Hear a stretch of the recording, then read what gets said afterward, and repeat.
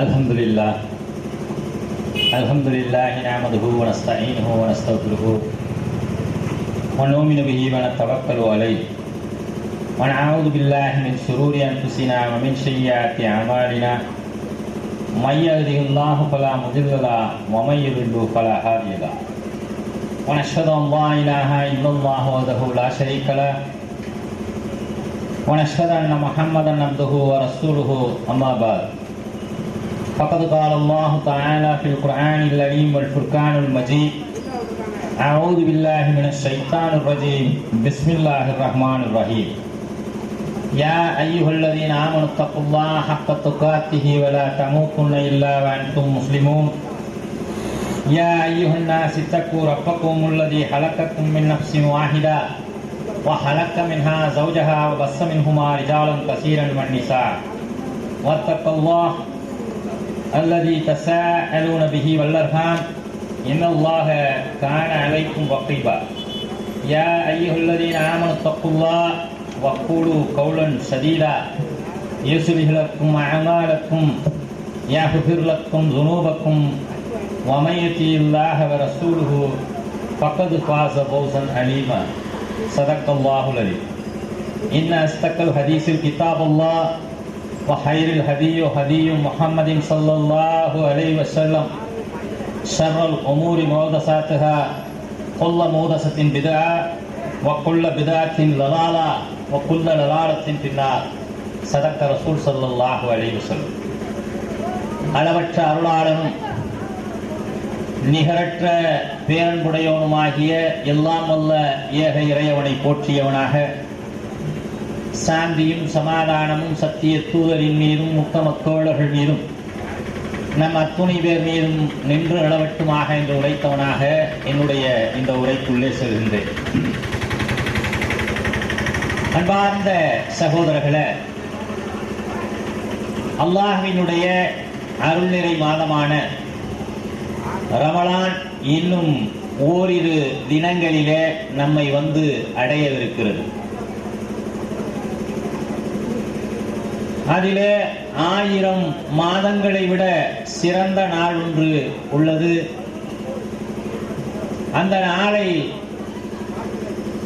நாம் நன்மைகளை தேடிக்கொள்வதற்காக இந்த ஒட்டுமொத்த சமுதாயமே அந்த மாதத்தை எதிர்நோக்கி அந்த லைலத்துல் கத்ர் என்கின்ற 1000 மாதங்களை விட சிறந்த அந்த நாளை எதிர்நோக்கி நாமெல்லாம் இங்கே காத்து கொண்டு இருக்கின்றோம். அப்படிப்பட்ட இந்த சூழலிலே அந்த நாளை எப்படி துவங்குவது, அந்த நன்மையை எப்படி அடைவது என்பது பற்றியெல்லாம் இந்த வாரத்திலே நடந்த ஜும்மாக்கள், இந்த வாரத்திலே நடக்கின்ற கூட்டங்கள் அனைத்திலும் இது பற்றித்தான் பேசப்படுகின்றது. அந்த அடிப்படையில் அந்த புனிதமிகு ரமலானை இந்த புளியங்குடி பொதுமக்களும் சரியான நாளிலே துவங்கி அதை சரியான நாளிலே அடைய வேண்டும் என்பதற்காக இந்த கூட்டம் ஏற்பாடு செய்யப்பட்டிருக்கிறது. இதில் எனக்கு வழங்கப்பட்டிருக்கிற தலைப்பு ஹிஜ்ரி காலண்டர் ஒரு வரலாற்று பார்வை என்கின்ற தலைப்பு எனக்கு வழங்கப்பட்டிருக்கிறது. அல்லாஹ் ஜல்லஷானஹு தஆலா நாம் இருக்கின்ற இந்த மார்க்கம் நேரான மார்க்கம், நிலையான மார்க்கம் என்பதற்கு ஒரு அத்தாட்சியை தன்னுடைய அருள்மறை திருக்குர்ஆனிலே வைக்கின்றான். என்ன அந்த அத்தாட்சி? 9வது அத்தியாயத்தின் 36வது வசனத்திலே அல்லாஹ் ஜல்லஷானஹு தஆலா இன்ன இத்தத்த ஷுஹூரி இந்தல்லாஹ்,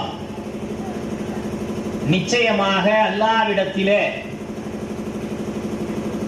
மாதங்களின் எண்ணிக்கை 12 தான். இஸ்ன அஷ்ர ஷஹ்ரன். இது எதுல இருக்குது? ஃபீ கிதாபுல்லாஹ், அல்லாஹ்வினுடைய கிதாபில.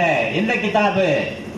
லவ்ஹுல் மஹபூல் என்று சொல்லப்படக்கூடிய அல்லாஹ்வினுடைய அந்த பதிவேட்டிலே உள்ளது எது உள்ளது? இன்ன இத்தத்த ஷுஹூரி இந்தல்லாஹி 12 ஷஹ்ரன். நிச்சயமாக அல்லாஹ்வினுடைய பதிவு புத்தகத்திலே மாதங்களின் எண்ணிக்கை 12 தான் என்பதை அல்லாஹ் ஜல்லஷானஹு தஆலா இன்ன என்கின்ற வார்த்தையை எந்த இடத்திலெல்லாம் அல்லாஹ் ஜல்லஷானஹு தஆலா சேர்க்கின்றானோ அந்த இடத்திலே நிச்சயமாக, உறுதியாக என்கின்ற அந்த அர்த்தம் துணிக்கின்ற அந்த வார்த்தை சொல்லிட்டு அல்லாஹ் சொல்றான். இந்த 12 மாதங்கள் என்பது நேற்று இல்ல, போன நூற்றாண்டுல இல்ல, அல்லது ஒரு 1000 வருடங்களுக்கு முன்னால இல்ல, 5000 வருடங்களுக்கு முன்னால இல்ல. எப்ப இருந்தா ஆண்டு என்றால் அதிலே 12 மாதங்கள் தான் இருக்க வேண்டும் என்றதை அல்லாஹ் ஜல்லஷானஹு தஆலா நிர்ணயித்திருக்கிறான். எப்போதிருந்து? யௌம ஹலக்க ஸமாவாத்தி வல் அர்ள், இந்த வானம் பூமி படைக்கப்பட்ட காலத்திலே இருந்தே அல்லாஹ்வினுடைய பதிவு புத்தகத்திலே மாதங்களின் எண்ணிக்கை 12. அர்பஅத்த ஹுரூமுன், அதிலே 4 மாதங்கள் தடை செய்யப்பட்ட மாதங்கள்.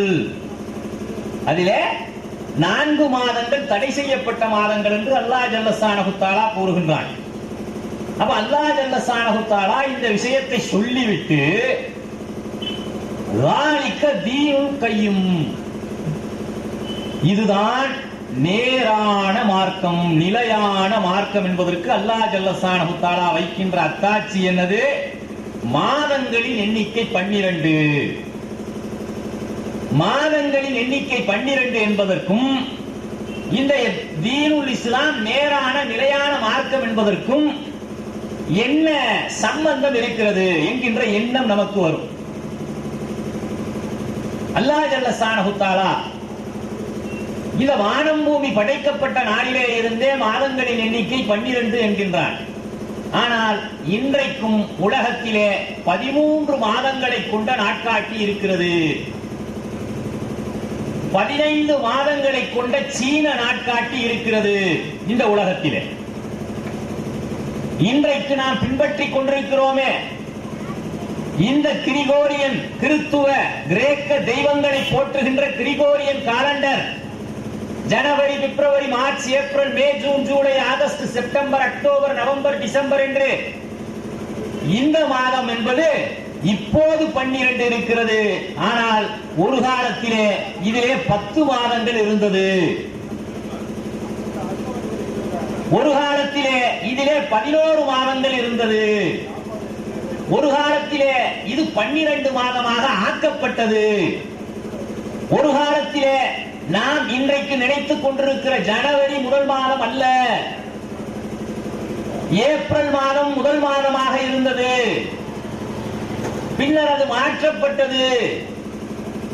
மாற்றிய பிறகு யாரெல்லாம் ஏப்ரலை முதல் நாளை ஆண்டின் துவக்கமாக எண்ணுகின்றார்களோ, பேசுகின்றார்களோ, நடைமுறைப்படுத்துகின்றார்களோ அவர்களெல்லாம் முட்டாள்கள் என்பதை குறிப்பதற்காக ஏப்ரல் ஃபூல் என்கின்ற ஒரு நடைமுறை கொண்டு வரப்பட்டது.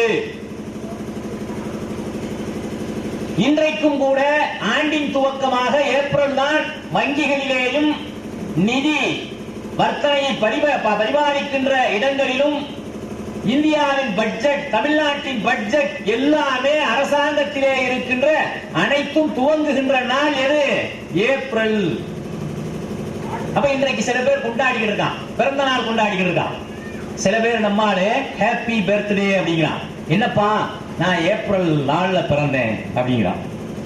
நீ பிறந்தது ஏப்ரல் 4ஆ இல்லையாங்கிறதுக்கே எந்த அத்தாட்சியும் கிடையாது. நீ பிறந்தது இந்த நாள் தான், ஏப்ரல் இல்ல, ஜனவரி இல்ல, என்ன மாசமா வேண்டாம் நீங்க எடுத்துடுங்க.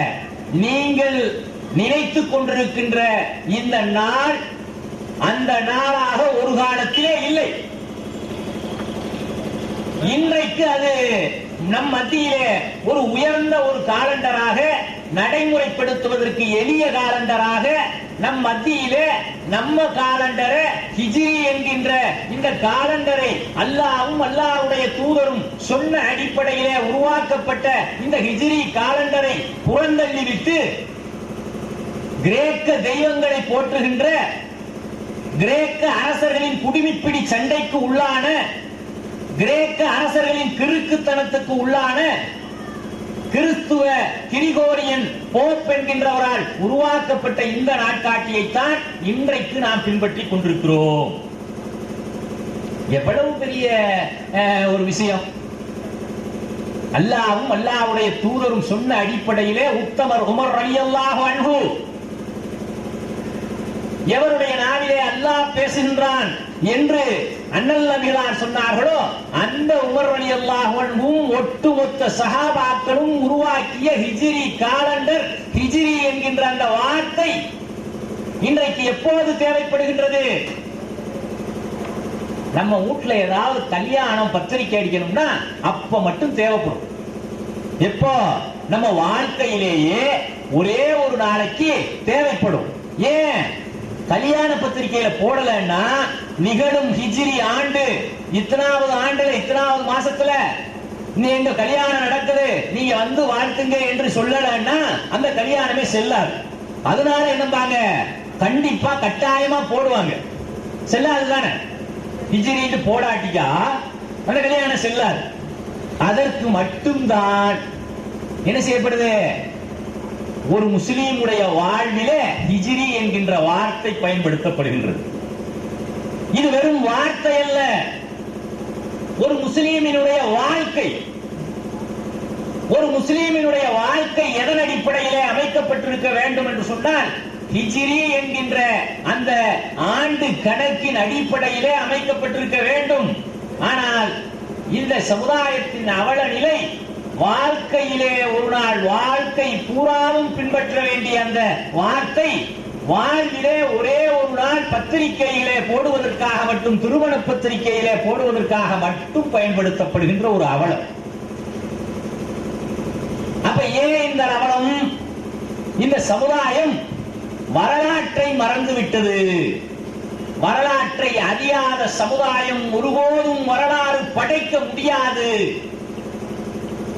தன்னுடைய சொந்த வரலாற்றை எந்த சமுதாயம் அறியவில்லையோ அந்த சமுதாயம் ஒரு காலம் வரலாறு படைக்க முடியாது. உலகத்திலே ஒவ்வொரு சமுதாயத்துக்கும் ஒரு நாட்காட்டி உள்ளது. அந்த நாட்காட்டி தான் அந்த சமுதாயத்தினுடைய தொன்மையை, கலாச்சாரத்தை, பண்பாட்டை, நாகரீகத்தை அறிவிக்கின்ற ஒரு அடையாளமாக திகழ்கின்றது. கடந்த சில ஆண்டுகளுக்கு முன்னால் மாயன் என்கின்ற ஒரு சமுதாயம் இந்த பூமியிலே வாழ்ந்தது. அவர்கள் பண்பாட்டிலே, நாகரீகத்திலே மிகைத்திருந்தார்கள். எப்படி மிகைத்திருந்தார்கள்? தங்களுக்கென்று ஒரு காலண்டரை உருவாக்கி இருந்தார்கள் என்று பரபரப்பாக ஊடகங்கள் மத்தியிலே அனைத்து பத்திரிகைகளிலும் பேசப்பட்டது. எதற்காக பேசப்பட்டது? அந்த மாயன் காலத்து மக்கள், மாயன் காலண்டர் உருவாக்கிய அந்த மக்கள் 2012 அவர்களுடைய காலண்டர் முடிவடைந்திருந்தது.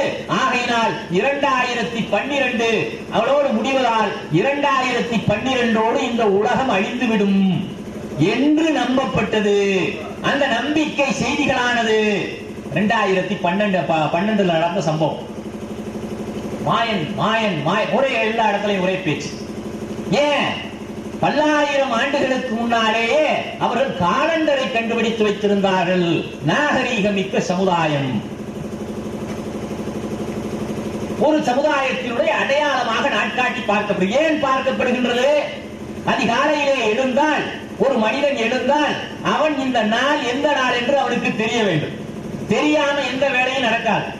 ஒரு அலுவலகமாகட்டும், அல்லது ஆட்சி அதிகாரமாகட்டும், ஒரு நிர்வாகமாகட்டும், அல்லது ஒரு வாடகை கொடுக்கிறதாகட்டும், அல்லது சம்பளம் வாங்குறதாகட்டும், எல்லாத்துக்கும் இன்றைக்கு எந்த நாள் என்பது தெரிய வேண்டும்.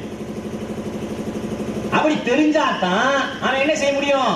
தன்னுடைய அன்றாட அலுவல்களை செய்ய முடியும் என்கின்ற நிலையில நாட்காட்டி என்பது ஒவ்வொரு சமுதாயத்துக்கும் அவசியமாகின்றது. அப்ப அப்படிப்பட்ட நாட்காட்டி விஷயத்திலே இந்த இஸ்லாம் ஒன்றும் சொல்லவில்லையா? நம்மை இந்த இஸ்லாம் அல்லாஹ்வும் அல்லாஹ்வுடைய தூதரும் அடுத்தவர்களிடத்திலே நீங்கள் கடன் வாங்கிக் கொள்ளுங்கள், இந்த நாட்காட்டி விஷயத்துக்கெல்லாம் நீங்கள் மற்றவர்களை சார்ந்திருங்கள் என்று சொன்னார்களா? இல்லை. இன்ன இத்தத்த ஷுஹூர் இன்தல்லாஹி 12 ஷஹ்ரன் யௌம ஹலக்கஸ் ஸமாவாத்தி வல் அர்த். வானம் பூமி படைக்கப்பட்ட நாளிலே இருந்து 12 மாதங்கள் என்பதை அல்லாஹ் தன்னுடைய அருமறையான் திருமறையிலே சொல்லி இருக்கின்ற போது இந்த சமுதாயம் தான் உலகத்திலே முதல் நாட்காட்டியை உருவாக்கி இருக்க வேண்டும்.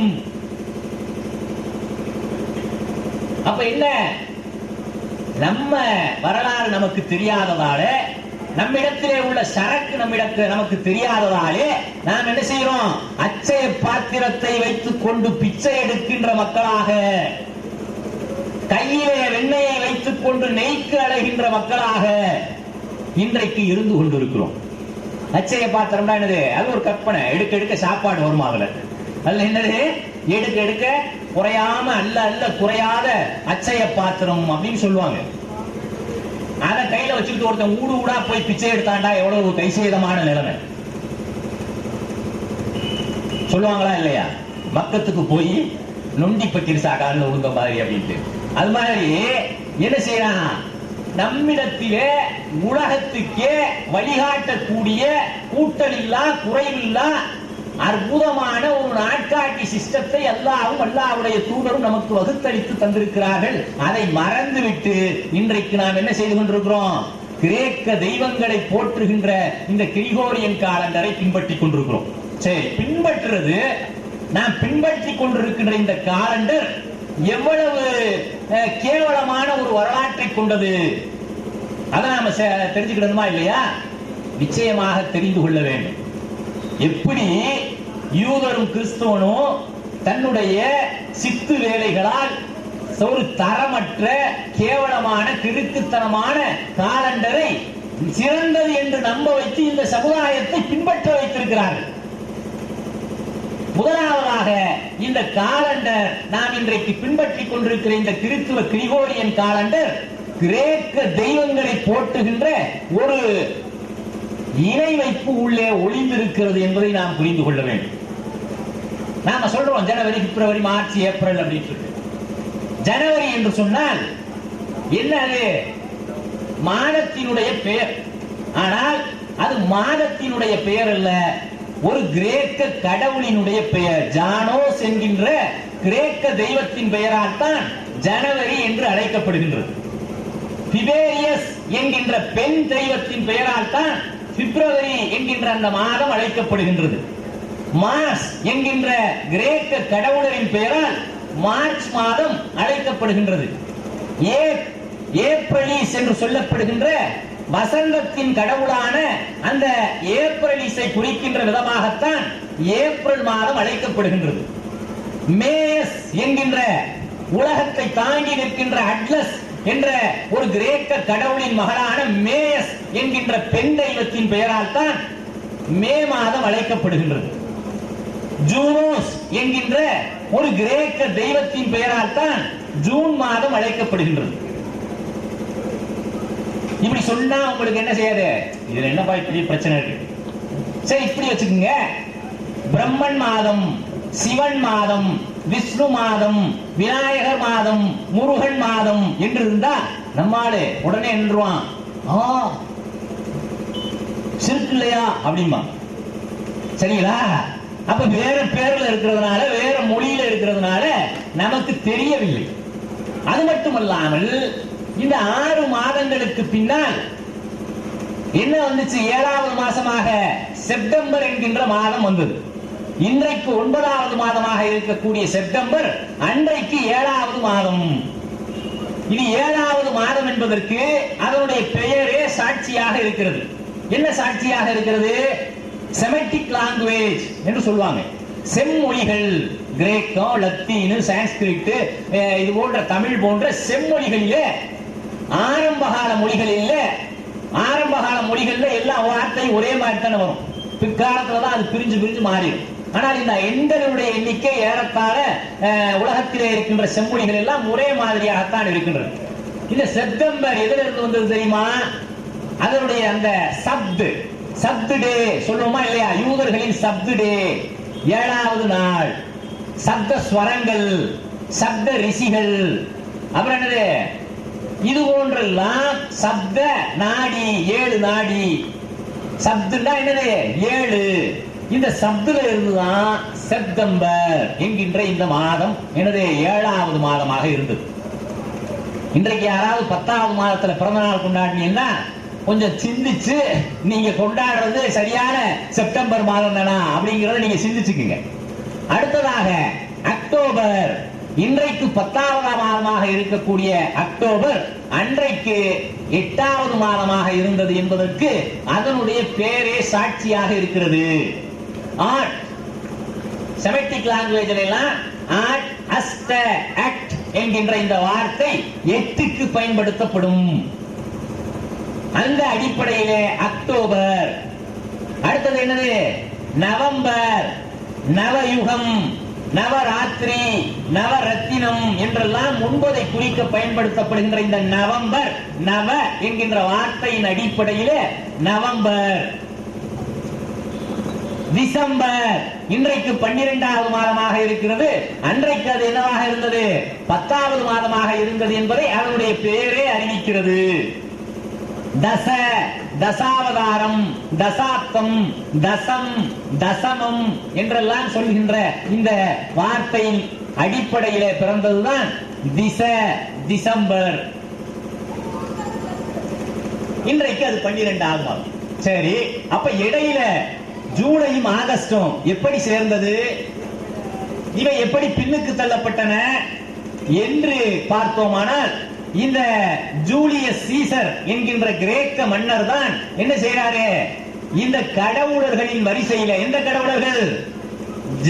ஜானோஸ், திபேரியஸ், மார்ஸ், ஏப்ரலிஸ், மேயஸ், ஜூனோஸ் என்கின்ற இந்த கடவுளர்களின் பட்டியலிலே தானும் இடம்பெற வேண்டும் என்று அவர் என்ன செய்கிறாரு? தன்னுடைய பெயரிலே, ஜூலியஸ் சீசர் தன்னுடைய பெயரிலே ஒரு மாதத்தை உள் சேர்க்கிறார். தன்னுடைய பெயரிலே என்ன செய்கிறாரு? உள் சேர்க்கிறார். உள் சேர்க்கின்ற அந்த மாதத்துக்கு ஜூலை என்று அவருடைய பெயரால் நினைவிடப்பட்டது. இதற்கு பின்னாலே அவருடைய சகல வர்றார் ஆட்சிக்கு. யாருடைய சகல? ஜூலியஸ் சீசருடைய சகல, அக்காலையும் தங்கச்சியையும் கல்யாணம் பண்ண அந்த சகல வர்றாரு. அவர் என்ன செய்யறாரு? அவர் பெயரிலேயே ஒரு மாதத்தை ஆரம்பிக்கிறார். அகஸ்டஸ் என்கின்ற மன்னர் தன்னுடைய பெயரிலே ஆகஸ்ட் என்கின்ற ஒரு மாதத்தை என்ன செய்யறாரு? சேர்க்கின்றார், நுழைக்கின்றார். அப்படி நுழைக்கும் போது மாதம்னா அது சொல்லி கொடுப்பாங்க பாத்தீங்களா? இந்த மேடா இருக்கிற பகுதியெல்லாம் 31, இந்த பள்ளமா இருக்கிற பகுதியெல்லாம் 30. அப்ப எப்படி வரணும்? ஜனவரி, பிப்ரவரி, மார்ச், ஏப்ரல், மே, ஜூன், ஜூலை. ஜூலைக்கு அடுத்து என்ன வரணும்? மேடு வந்துருச்சு. மேட்டுக்கு அடுத்து என்ன வரணும்? பள்ளம். 30 நாள் தான் வரணும். இப்ப அகஸ்டஸ் என்ன செய்யறாரு? நான் என்ன ஜூலியஸ் சீசருக்கு மட்டமா? நான் ஜூலியஸ் சீசருக்கு மட்டமா? எனக்கு 31 நாள் வை அப்படிங்கிறார். அப்ப 31 நாள் வச்சா எங்க இருந்து கடை வாங்குறது? பக்கத்துல வேற பொருளா இருந்தா கடை வாங்கலாம். நாளை எங்க இருந்து கடை வாங்குறது? உருவு, பிப்ரவரியில இருந்து உருவு, பிப்ரவரியில இருந்து ஒரு நாளை உருவு என்று சொல்லி உருவுறாங்க. அப்படி உருவுனாலதான் பிப்ரவரி இலச்சி 28 போச்சு. பிப்ரவரி இலச்சி 28 கதை இப்படித்தான். சரிங்களா? அப்ப என்ன இருக்கு? இந்த மன்னர்கள் கடவுளர்களின் வரிசையிலே தாங்களும் இடம்பெற வேண்டும் என்று நினைத்தார். ஏன் நினைச்சாங்க அப்படி அப்படின்னு பாத்தீங்கன்னா, அன்றைய காலகட்டத்திலே மன்னர்கள் எல்லாம் தங்களை கடவுளர்களாக மக்கள் கருத வேண்டும் என்று நினைத்தார். ஃபிரௌன் சொல்றானா இல்லையா? மூசா அலைஹிஸ்ஸலாம் உங்க இடத்துல அன ரப்புக்குமுல் ஆலா, நான் தான் உங்களின் உயர்ந்த கடவுள் சொல்றானா இல்லையா? அது போன்ற இங்கேயும் அப்படித்தான் இருந்துச்சு. இங்க நம்ம ஆண்டவர் சொல்றோமே, உலகத்துல எங்கேயுமே இல்லாத ஆண்டவர் அப்படிங்கிற அந்த வார்த்தை எப்படி வந்துச்சு? ஆள்கின்றவர்கள் கடவுளர்களாக மதிக்கப்பட்டதனால் ஆண்டவர் என்கின்ற வார்த்தை இங்கே உருவாயிற்று. கோயில் அப்படின்னு சொல்றோம். கோ என்றால் அரசன், இல் என்றால் இல்லம். சரிங்களா? அப்ப கோயில்னா என்னது? அரசர்கள் வாழுகின்ற இல்லங்களாக இருந்தன. பின்னால் அவை வழிபாட்டுக்குரியதாக அந்த அரசர் இறந்த உடனேயே அங்கே ஒரு சிலை வைப்பார்கள். அவை வழிபாட்டுக்குரியதாக மாறிவிடுகின்றன. இப்படிதான் இருந்துச்சு. கஜினி முகமது 17 தரம் சோமநாதபுரம் கோயிலை கொள்ளையடிச்சாருன்னு சொல்லுவான். சோமநாதபுரம் கோயிலை கொள்ளையடிக்கல, சோமநாதபுரம் அரசர் அங்கே இருந்தாரு. அவருடைய கஜானாக்கள் எல்லாம் அங்கே இருந்தது. அதனால அங்கே படையெடுத்தான். சரிங்களா? கோயிலை கொள்ளையடிக்கணும் அப்படின்னு சொல்லிட்டு அவர் நினைக்கல. அரசரும் கோயிலும் ஒரே இடமா இருந்துச்சு அன்றைய காலகட்டங்கள்ல. அது போன்றுதான் இந்த ஜூலியஸ் சீசரும் அகஸ்டஸும் என்ன செய்யறாங்க, கடவுளர்கள் பட்டியலே தாங்களின் இடம்பெற வேண்டும் என்று அவங்க அடிச்ச கூத்து இந்த கிரிகோரியன் காலண்டர். இந்த வரலாறு எல்லாம் தெரியாம இதெல்லாம் இதற்கு பின்னாலே இருக்கின்ற இந்த கிறுக்குத்தனங்கள் எல்லாம் தெரியாமல் இதை நாம் உயர்ந்த ஒரு காலண்டராக இன்றைக்கு எண்ணிக்கொண்டு பின்பற்றி கொண்டிருக்கிறோம் உலகமே. அது மட்டுமல்ல, இங்கே இருக்கின்ற பல்வேறு காலண்டர்களை நீங்கள் எடுத்து பார்த்தீர்கள் என்றால் அவ்வளவுலையும் ஒரு அபத்தமான கதை, அபத்தமான வரலாறு, அபத்தமான பின்புலம் எல்லாம் இருக்கு. நாம இங்க பின்பற்றோம்ல. இப்ப நம்ம சகோதரர்களை கேட்டா சொல்லுவாங்க, ஜனவரி பிப்ரவரியை சொல்லுங்க அப்படின்னு சொன்னா கடற்கடன்னு சொல்லுவாங்க. ஒரு 40 வயசுக்கு மேற்பட்டவங்களை கூப்பிட்டு தமிழ் மாசங்களின் பெயர்களை சொல்லுங்க அப்படின்னு கேட்டோம்னா சித்திரை, வைகாசி, ஆனி, ஆடி, ஆவணி, புரட்டாசி, ஐப்பசி, கார்த்திகை, மார்கழி, தை, மாசி, பங்குனி அப்படின்னு அதையும் சொல்லுவாங்க. ஹிஜ்ரி மாதங்களுடைய பெயர்களை சொல்லுங்க அப்படின்னு சொன்னோம்னா எத்தனை பேர் தெரியும்? கொஞ்சம் கை தூக்குங்க. நான் கடன்னு சொல்லுவேன் அப்படின்னு சொல்றவங்க கை தூக்குங்க. சொல்லுங்க. இவ்வளவு பெரிய கூட்டத்துல 2 பேர் கை தூக்குறாங்க. இவ்வளவு பெரிய கூட்டத்துல இதுதான் இந்த சமுதாயத்தினுடைய நிலை. அடுத்தவனுடைய வரலாற்றை அறிந்து வைத்து அதை பின்பற்றுகின்ற இந்த சமுதாயம் தன்னுடைய வரலாற்றை அறியவே இல்லை.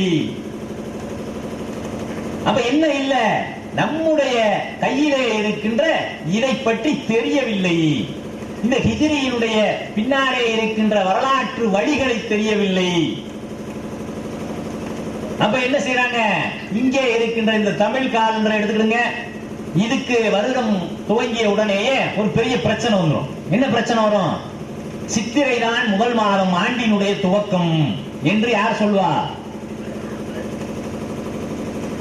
யாருங்க சொல்லுவா? கருணாநிதி சொல்லுவார். ஜெயலலிதா என்னமாங்க, தை முதல் நாள் தான் இல்ல சித்திரை, ஜெயலலிதா சித்திரை சொல்லுவாங்க. கருணாநிதி என்ன சொல்லுவாரு? தை முதல் நாள் தான் ஆண்டின் துவக்கம் அப்படிம்பாரு. மக்கள் என்ன சொல்லுவாங்க? சித்திரையோ தையோ, உங்க சித்திரவதை எங்களுக்கு தாங்க முடியலையே அப்படின்னு சொல்ற அளவுக்கு அதனுடைய வரலாறு இருக்கு. அதனுடைய வரலாறு என்ன தெரியுமா? இப்ப நம்ம 1436 அப்படிங்கிறோம். கிறிஸ்தவர்கள் கிபி 2015 அப்படிங்கிறோம். தமிழ் ஆண்டினுடைய அந்த வரலாற்றை நாம பார்த்தோம்னா அதுக்கு ஆண்டுகளுக்கு பெயர் இல்லை. ஆண்டுகளுக்கு பெயர் தான் இருக்கு, எண்ணிக்கை இல்லை. என்ன வரும்? பிரபவ, விபவ, அட்சய, நாம இருக்கிற இந்த ஆண்டு என்னது மன்மத அப்படின்னு சொல்லிட்டு பெயர்களின் அடிப்படையில தான் வரும். தாது அப்படின்னு ஒரு வருடம் இருக்கும். தாது வருட பஞ்சம் அப்படின்னு சொல்லுவாங்க. சரிங்களா? அப்ப என்னது, இதெல்லாம் பெயர்கள் இருக்கும். இந்த பெயர்களினுடைய கதைகளை கேட்டால் நாம சொல்லல, இந்த கதை கலைஞர் கருணாநிதி அவர்கள் தான் சொல்லி இருக்கிறாங்க இந்த கதையை. சரிங்களா? என்ன கதை அது அப்படின்னு பார்த்தோம்னா, ஒரு தடவை கிருஷ்ண பரமாத்மா அவர்களிடத்திலே வந்து நாரதர் அப்படின்னு ஒரு கேரக்டர் நீங்க பார்த்திருப்பீங்க. புராணங்கள்ல எல்லாம் நாரதர் அப்படிங்கிற ஒரு கேரக்டர் பார்த்திருப்பீங்க. இந்த கலகம் ஊற்ற வேலை நமக்கு 2 பேருக்கு மத்தியில கலகம் ஊற்றுறதுக்கு பெயர் போன அந்த கேரக்டர். அவர் வந்து என்ன செய்யறாரு, கிருஷ்ண பரமாத்மா கேட்கிறார். இது காலண்டர் வரலாறு. நம்ம கிரேட் கிரிகோரியன் வரலாற்றை பார்த்தோம்ல, அதே மாதிரி நாம வாழுகின்ற நாட்டிலே இருக்கின்ற காலண்டர் வரலாறை பார்க்க வேண்டியிருக்குல்ல. அப்ப என்ன செய்யறாங்க, கிருஷ்ண பரமாத்மா இடத்துல வந்து கேட்கிறார். யாரு கேட்கறது? நாரதர் கேட்கிறார். என்ன கேட்கிறாரு? கிருஷ்ணா கிருஷ்ணா 60,000 கோபியரோடு நீ மட்டும் கொஞ்சி விளையாடுற, மகிழ்ற. உனக்கு 60,000 மனைவிகள் இருக்கிறாங்க, நம்மளுக்கு ஒண்ணு கொடுக்கப்படாதா அப்படின்னு கேட்கிறாரு. நம்மளுக்கு ஒண்ணு கொடுக்கப்படாதா அப்படின்னு கேட்கிறாரு. கேட்ட உடனே கிருஷ்ணர் சொல்றாரு, நாரதா 60,000 வீடுகளுக்கும் செல். நீ என்ன செய்ய, என்னுடைய 60,000 வீடுகளுக்கும் செல். அங்க போய் நீ என்ன செய்யணும், எந்த வீட்டில நான் இல்லையோ அந்த வீட்டுல நீ என்ன பண்ண, நீ அனுபவிச்சுக்கலாம் அப்படின்னு சொல்லிட்டு ஒரு அனுமதியை கிருஷ்ண பரமாத்மா கொடுக்கிறார். கிருஷ்ண பரமாத்மா கொடுத்த உடனே நாரதர் என்ன செய்யறாரு, போய் 60,000 வீட்டுக்கும் சுத்துறாரு. 60,000 வீட்டுலயும் கிருஷ்ண பரமாத்மா இருக்கிறார். அதோட என்ன செய்யறாரு, என்ன கிருஷ்ணா நீ இவ்வளவு மோசமா இருந்திரிய, எல்லா வீட்லயும் நீ இருந்தா அப்புறம் நான் என்ன செய்யறது அப்படின்னு சொல்லி கேட்கிறாரு. கேட்ட உடனே கிருஷ்ண பரமாத்மா என்னங்கிறாரு, அங்க இருக்கிற யமுனை நதியில நீ போய் என்ன பண்ணு, குளிச்சுட்டு எந்திரிச்சு வா அப்படின்னு சொல்றாரு. குளிச்சுட்டு எந்திரிச்சு வந்த உடனேயே நாரதர் குளிச்சுட்டு தண்ணியில இருந்து அப்படி மூழ்கிறாரு. மூழ்கி அப்படி எந்திரிக்கும் போது என்ன ஆகிறாரு, பெண்ணாக உருமாறி விடுகின்றார். நாரதரு யமுனை நதியில இருந்து முங்கி எந்திரிக்கும் போதே அப்படியே பொம்பளையா எந்திரிச்சாரு. அந்த பெண்ணாக உருமாறிய நாரதரோடு கிருஷ்ண பரமாத்மா இணைந்து அவர்கள் ஆண்டுக்கு ஒரு பிள்ளையாக 60 பிள்ளைகளை பெற்றெடுக்கிறார்கள். அந்த 60 பிள்ளைகளின் பெயரிலேதான் பிரபவ, விபவ, மன்மத, அட்சய, திருதி இதெல்லாம் வருது. சரிங்களா? அப்ப என்னது இது நான் இங்க இருக்கிற இந்த காலண்டருடைய வரலாறு. இப்படி ஒவ்வொரு காலண்டருக்கும் பின்னால் ஒரு முட்டாள்தனமான பகுத்தறிவுக்கு ஒவ்வாத பல காரணங்கள் கற்பிக்கப்படுகின்றன. இவற்றையெல்லாம் சிறந்ததாக இன்றைக்கு நம் மத்தியிலே உருவகப்படுத்தி பின்பற்றி கொண்டிருக்கிற நிலையிலே நம்முடைய ஹிஜ்ரி ஆண்டு, ஹிஜ்ரி நாட்காட்டி இதனுடைய வரலாறு தெரியணுமா இல்லையா? தெரிய வேண்டும். நிச்சயமாக இந்த வரலாற்றை அறிந்து கொண்டால் நாம் எவ்வளவு உயர்ந்த மார்க்கத்திலே அல்லாஹ்வும் அல்லாஹ்வுடைய தூதரும் நம்மை ஆக்கி வைத்திருக்கிறார்கள் என்பதை நீங்கள் விளங்கிக் கொள்ளலாம். எப்படி விளங்கிக் கொள்ளலாம்? இப்போ ரசூல் ஸல்லல்லாஹு அலைஹி வஸல்லம் அவருடைய காலத்திற்கு பிறகு, அபூபக்கர் சித்திக் ரலியல்லாஹு அன்ஹு அவர்களுடைய ஆட்சிக்கு பிறகு, உமர் ரலியல்லாஹு அன்ஹு அவர்களுடைய ஆட்சியிலே இஸ்லாமிய சாம்ராஜ்யம் பறந்து விரிவடைகின்றது. பறந்து விரிவடைந்த அந்த சாம்ராஜ்யங்களுக்கு ஆங்காங்கே ஆளுநர்களை நியமித்திருக்கிறார்கள் உமர் ரலியல்லாஹு அன்ஹு. அப்படி ஒரு பிரதேசத்திலே அபு மூசா அல் அஷ்அரி ரலியல்லாஹு அன்ஹு அவர் கவர்னரா நியமிச்சிருக்காங்க உமர் ரலியல்லாஹு அன்ஹு. அபு மூசா அல் அஷ்அரி ரலியல்லாஹு அன்ஹு ஒரு பிரச்சனை வருது. பிரச்சனை வந்த உடனேயே என்ன பிரச்சனை அப்படின்னு சொன்னா, ஒரு கொடுக்கல் வாங்கல் பிரச்சனை. கொடுக்கல் வாங்கல் பிரச்சனை அபூ மூசா அல் அஷ்அரி ரலியல்லாஹு அன்ஹு அவர்களிடத்திலே வந்த உடனேயே அந்த பிரச்சனையுடையவர் சொல்றாரு, இவர் என்கிட்ட பணம் வாங்கினாரு, முஹர்ரம் மாசம் இத்தனாம் தேதியில தர்றேன்னு வாங்கினாரு, ஆனா இப்ப என்ன செய்யறாரு, எந்த முஹர்ரம்னு சொன்னனா அப்படின்னு கேட்கிறாரு. ஒப்பந்தம்லாம் போட்டோம், அல்லாஹ்வினுடைய இதுல உள்ளபடி, வசனத்துல உள்ளபடி நாங்க கடன் ஒப்பந்தம்லாம் எழுதணும்.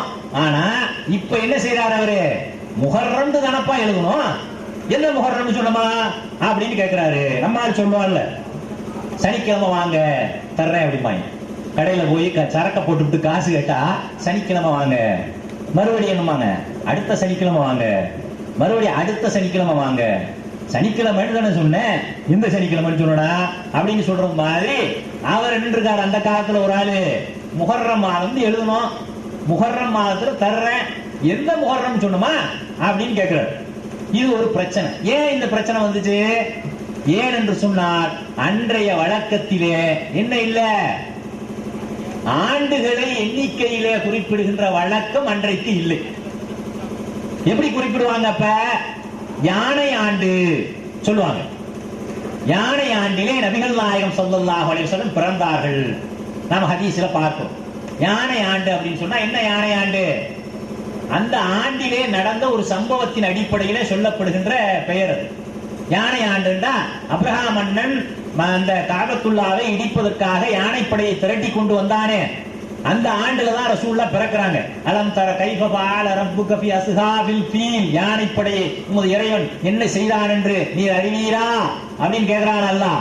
அந்த வருஷத்துக்கு பேரு யானை ஆண்டு. ஹுதைபியா உடன்படிக்கை ஆண்டு. ஹுதைபியா ஆண்டிலே நாங்கள் ஒட்டகத்திலே இத்தனை பேர் பங்கு சேர்ந்தோம். ஹதீஸ். ஹுதைபியா ஆண்டுண்டா என்ன ஆண்டு? ஹுதைபியா உடன்படிக்கை ஏற்பட்ட ஆண்டு. மக்கத்து குறைஷிகளுக்கும் நபிகள் நாயகம் ஸல்லல்லாஹு அலைஹி வஸல்லம் அவர்களுக்கும் ஹுதைபியா உடன்படிக்கை ஏற்பட்ட ஆண்டு. மக்கா வெற்றி ஆண்டு அப்படின்னு ஹதீஸ்ல மக்கா வெற்றி ஆண்டுனா மக்கா வெற்றி கொள்ளப்பட்ட அந்த ஆண்டு. ஏன் இப்படி எல்லாம் குறிப்பிடப்படுது? அந்த காலத்துல நம்பர்ல ஆண்டுகளை குறிப்பிடுற வழக்கம் அந்த மக்களிடத்திலே இல்லை. சரிங்களா? அப்ப என்ன அந்த வருடங்களிலே நடைபெறுகின்ற சம்பவங்களின் அடிப்படையாகத்தான் சொன்னாங்க. ஏன்னா அவங்க உம்மி சமுதாயம். அந்த உம்மி சமுதாயம் மட்டுமல்ல, எங்க பாட்டி ஒரு 40 ஆண்டுகளுக்கு முன்னாலே எங்க பாட்டி கிட்ட கேட்டோம்னா, எங்க அண்ணன் எப்ப பிறந்தான்னு கேட்டோம்னா அவங்க சொல்லுவாங்க, இந்த வெள்ளம் வந்த வருஷம் பிறந்தான், 1964 பெரிய வெள்ளம் வந்துச்சான். ஆனா அதுக்கு 1964 எங்க பாட்டிக்கு சொல்ல தெரியாது. வெள்ளம் வந்த வருஷம், பஞ்சம் வந்த வருஷம், காமராஜர் வந்த வருஷம், காந்தி இறந்த வருஷம், அப்படித்தான் சொல்லுவாங்க. கிராமங்கள்ல படிக்காத மக்கள் அப்படித்தான் சொல்லிக்கிட்டு இருந்தாங்க.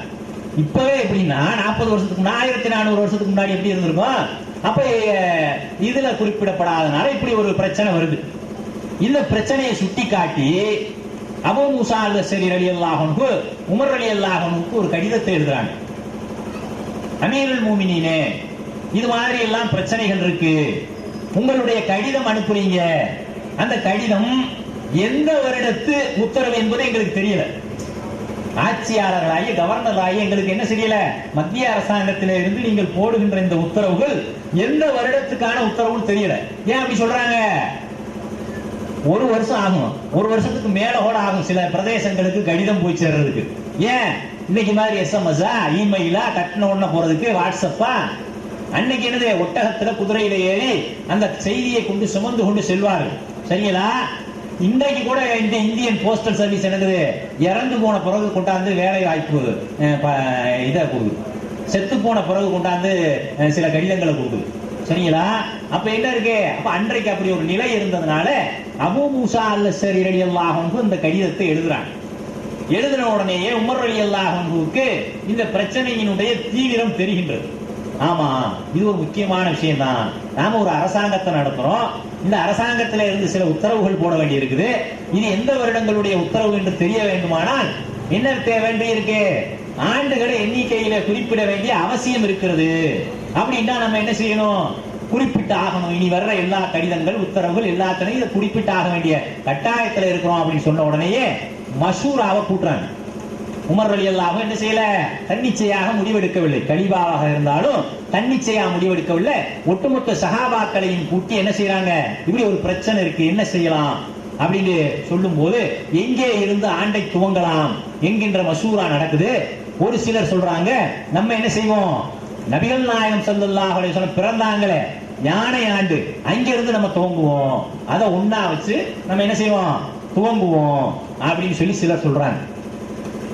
இன்னும் சிலர் சொல்றாங்க, ரசூலுல்லாஹ் பிறந்ததுல என்ன இருக்கு, அவங்களுக்கு 40 வயசுல தான வஹி வந்துச்சு, வஹி வந்து இறங்குச்சு. இந்த திருமறை குர்ஆன் ரமலான் மாதத்திலே, அந்த மாதத்துல இருந்து நம்ம என்ன செய்வோம், ஆண்ட ஆரம்பிப்போம். முதல்ல வஹி வந்துச்சா இல்லையா?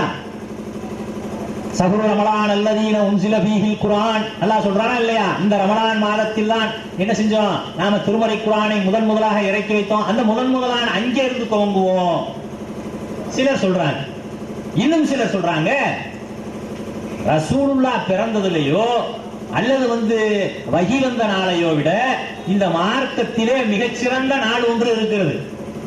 இந்த நாள் கொண்ட கொள்கைக்காக நபிகள் நாயகம் ஸல்லல்லாஹு அலைஹி வஸல்லம் ஹிஜ்ரத் செய்தார்களே, சொந்த மண்ணை விட்டு, சொந்த மக்களை விட்டு, சொந்த பந்தங்களை விட்டு, அங்கே இருந்த சொத்து பத்துகளை எல்லாம் இழந்து கொண்ட கொள்கைக்காக பிறந்த மண்ணை துறந்த அந்த நாளிலே இருந்து ஆரம்பம் செய்வோம்.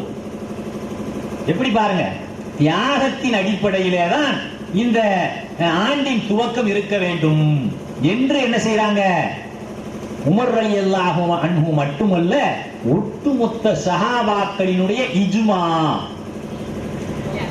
ஆரம்பிக்கிறாங்க. சரி, இப்ப ஆரம்பிக்கணும், ஆரம்பிக்கிறதுனா இது எந்த அடிப்படையில் இருக்கணும், அல்லாஹ் காட்டி தந்த அடிப்படையிலே இருக்கணும். அல்லாஹ் காட்டி தந்த அடிப்படை என்னது, இன்ன இத்தத்த ஷூரி இந்தல்லாஹி 12 ஷஹ்ரன், அல்லாஹ் காட்டி தந்த 12 மாதங்களின் அடிப்படையிலே. அல்லாஹ் காட்டி தந்த 12 மாதங்கள் எது, அல்லாஹ்வும் அல்லாஹ்வுடைய தூதரும் அங்கீகரித்த மாதங்கள் எது சொல்றானே, அர்பாத்த ஹுரூமுன், 4 மாதங்கள் புனித மாதங்கள். எந்த மாதங்கள்? நபிகள் நாயகம் ஸல்லல்லாஹு அலைஹி வஸல்லம் அவர்களிடத்திலே கேட்கப்படுகின்றது, எந்த மாதம்? தொடர்ந்து வரக்கூடிய 3 மாதங்கள் துல்ஹஜா, துல்ஹஜ், முஹர்ரம், முழர்குலத்து ரஜபு. எனவே ரசூலுல்லாஹ்வுடைய அங்கீகாரம் கிடைச்சாச்சு இந்த மார்க்கத்தினுடைய. இன்றைக்கு சில பேர் சொல்றாங்க, என்ன சொல்றாங்க, ஜனவரி பிப்ரவரியை பின்பற்றுறது அது ஒன்றும் பெரிய குற்றம் கிடையாது, ஹிஜ்ரிங்கிறத பின்பற்றணுங்கிற அவசியம் கிடையாது. ஏனென்று சொன்னால் அதுக்கு அல்லாஹ்வோ அல்லாஹ்வுடைய தூதரோ சொல்லல, அது உமர் ரலியல்லாஹு அன்ஹு அவர்கள் உருவாக்கிய ஒன்று என்று சொல்றாங்களே. இந்த மாதங்கள் எந்த மாதங்கள்? முஹர்ரம், சபர், ரபியுல் அவ்வல், ரபியுல் ஆஹிர், இதெல்லாம் யார் கொண்டு வந்தது? அல்லாஹ்வும் அல்லாஹ்வுடைய தூதரும் அங்கீகாரம் அளித்த மாதங்கள். ஜனவரி பிப்ரவரிக்கு அல்லாஹ்வுடைய அங்கீகாரம் இருக்கா? உங்க காலண்டர் போட்டு வைக்கிறீங்களே, இதுக்கு அல்லாஹ்வுடைய அங்கீகாரம் இந்த மாதங்களுக்கு இருக்கா? இல்ல. சஹ்ரு ரமலான் அல்லதீன உன்சில ஃபீஹில் குர்ஆன், அல்லாஹ் அங்கீகரிச்சிருக்கான். ரமலான் மாதம் என்கின்ற பெயரை அல்லாஹ் அங்கீகரித்திருக்கிறான். அப்ப ஒவ்வொரு மாதமும் அல்லாஹ்வும் அல்லாஹ்வுடைய தூதரும் அங்கீகரித்ததின் அடிப்படையில அந்த பெயர்களையே அப்படியே வச்சுக்கிட்டாங்க. 12 மாதம். சரி, 12 மாதம் ஓகே. அடுத்து காலண்டருக்கு ஒரு முக்கியமான விஷயம் இருக்கு. என்ன விஷயம்? எதன் அடிப்படையிலே இந்த காலண்டர் அமைய வேண்டும்? சூரியனின் அடிப்படையை கொண்டா, சூரியனின் சுழற்சியின் அடிப்படையை கொண்டா, அல்லது சந்திரனின் சுழற்சியை அடிப்படையாக கொண்டா? அது எங்கே போய் எப்படி எடுக்கிறது? அதற்கு அல்லாஹ்வினுடைய அங்கீகாரம், அல்லாஹ்வினுடைய தூதருடைய அங்கீகாரம் வேண்டும். எங்கே இருக்கிறது அந்த அங்கீகாரம்? 9வது அத்தியாயத்தின் 36வது வசனத்திலே, சாரி 2வது அத்தியாயத்தின் 189வது வசனம். 2வது அத்தியாயத்தின் 189வது வசனம். நபியிடத்திலே பிறைகளை பற்றி கேட்கிறார்கள். என்ன கேட்கிறாங்க? யஸ்அலூனக அனில் அஹில்லா, நபியே உம்மிடத்திலே பிறைகளை பற்றி கேட்கிறார்கள். அது என்னத்துக்கு வானத்துல வேஸ்டா கலந்தானே எரிஞ்சுக்கிட்டே இருக்குது, லைட் அமத்துங்கப்பா அப்படிங்கிற மாதிரி யாராச்சும் அமைச்சு சொன்னாங்களா? மக்கள் கேட்கிறாங்க, ரசூலுல்லாஹ்ட்ட கேட்கிறாங்க, பிறையை எதுக்கு அல்லாஹ் படைச்சு வச்சிருக்கான் அப்படின்னு கேட்கிறாங்க. அதைத்தான் அல்லாஹ் குர்ஆன்ல சொல்றான். 2வது அத்தியாயம் 189வது வசனத்திலே யஸ்அலூனக அனில் அஹில்லா, நபியே பிறைகளை பற்றி அவர்கள் உங்களிடத்திலே கேட்கிறார்கள். குல், நீங்கள் சொல்லுங்கள், ஹிய மவாகீத்து லின்னாஸ், அவை மக்களுக்கு காலம் காட்டும். அவ மக்களுக்கு எது காலம் காட்டும், எது நாளை காட்டும்? சந்திரன் நாள் காட்டும். அதன் அடிப்படையிலேதான் என்ன வேணும்? இஸ்லாமிய நாட்காட்டி, இஸ்லாமிய காலண்டர் அமைய வேண்டும் என்கின்ற அந்த அடிப்படையில என்ன செய்யப்படுது? சந்திரனின் அடிப்படையில இஸ்லாமிய ஹிஜ்ரி ஆண்டு துவக்கப்படுகின்றது. நீங்க நல்லா சிந்திச்சு பாருங்க. இந்த உலகத்துல இன்னைக்கு என்னங்க தேதி? ஆங்கில தேதி என்ன? ஆங்கில தேதி 16. இந்த 14க்கு ஏதாவது எவிடன்ஸ் இருக்கா? இதுதான் ஜூன் மாசம் 14ஆம் தேதிங்கிறதுக்கு உலகத்துல யாராவது சயின்ஸ் எவிடன்ஸ், நிரூபிக்கப்பட்ட ஆதாரம் ஏதாவது இருக்கிறதா? ஆதாரம் இல்லைங்கிறத நான் முன்னாடி சொன்ன கதைகள்ல பார்த்தேன். இது ஒரு காலத்துல ஏப்ரலா இருந்திருக்க வாய்ப்பு இருக்கு, ஜனவரியா இருந்திருக்க வாய்ப்பு இருக்கு, பிப்ரவரியா இருந்திருக்க வாய்ப்பு இருக்கு. என்ன ஆதாரம் இல்லைங்கிறத நாம சொன்னோம். இது ஜூன் 16 என்பதை நிரூபிப்பதற்கு எந்த அத்தாட்சியும் கிடையாது. அதே மாதிரி இந்த மாசம், தமிழ் மாசம் இத்தனாம் தேதி அப்படின்னு சொல்றாங்க, அதை நிரூபிப்பதற்கு ஏதேனும் அத்தாட்சி இருக்கிறதா? இல்ல. ஆனா இன்றைக்கு பிறை சாபான் 28 என்பதற்கு என்ன இருக்குது? அத்தாட்சி இருக்கிறது. அல்லாஹ் வானத்திலே அதன் வடிவத்தை அத்தாட்சியாக்கி வைத்திருக்கிறான். ஒவ்வொரு நாளும் ஒவ்வொரு வடிவத்தில் அது இருக்கிறதுக்கு காரணமே என்ன இருக்கு? அது ஒவ்வொரு நாளும் ஒவ்வொரு தேதியை அறிவிக்கிறது. குல் ஹிய மவாகீத்து லின்னாஸ், அல்லாஹ் சொல்றான். வல் கமர கத்தர்நாஹு மனாசில, நாம் நிலவுக்கு பல படித்தரங்களை ஆக்கி இருக்கிறோம். அதற்கு பல படித்தரங்கள் இருக்கின்றன. ஒரு 3ஆம் பிறை நெத்தி சைஸ்ல இருக்கும். அதுக்கப்புறம் என்னங்க கொஞ்சம் கொஞ்சமா வளர்ந்து அது என்ன செய்யும், தோசை 7ஆம் நாள் தோசையில பாதியை பிச்சு போட்டது மாதிரி இருக்கும். அதுக்கப்புறமா முழு தோசையா இருக்கும்.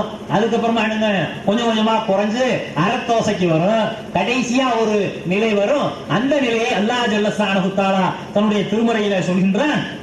என்ன சொல்றான்? உருஜூனில் ஹத்தா உருஜூனில் கதீம், வளைந்த பேரித்தம் பாறை போல அதற்கு கடைசி வடிவத்தை ஆக்கி இருக்கிறோம்.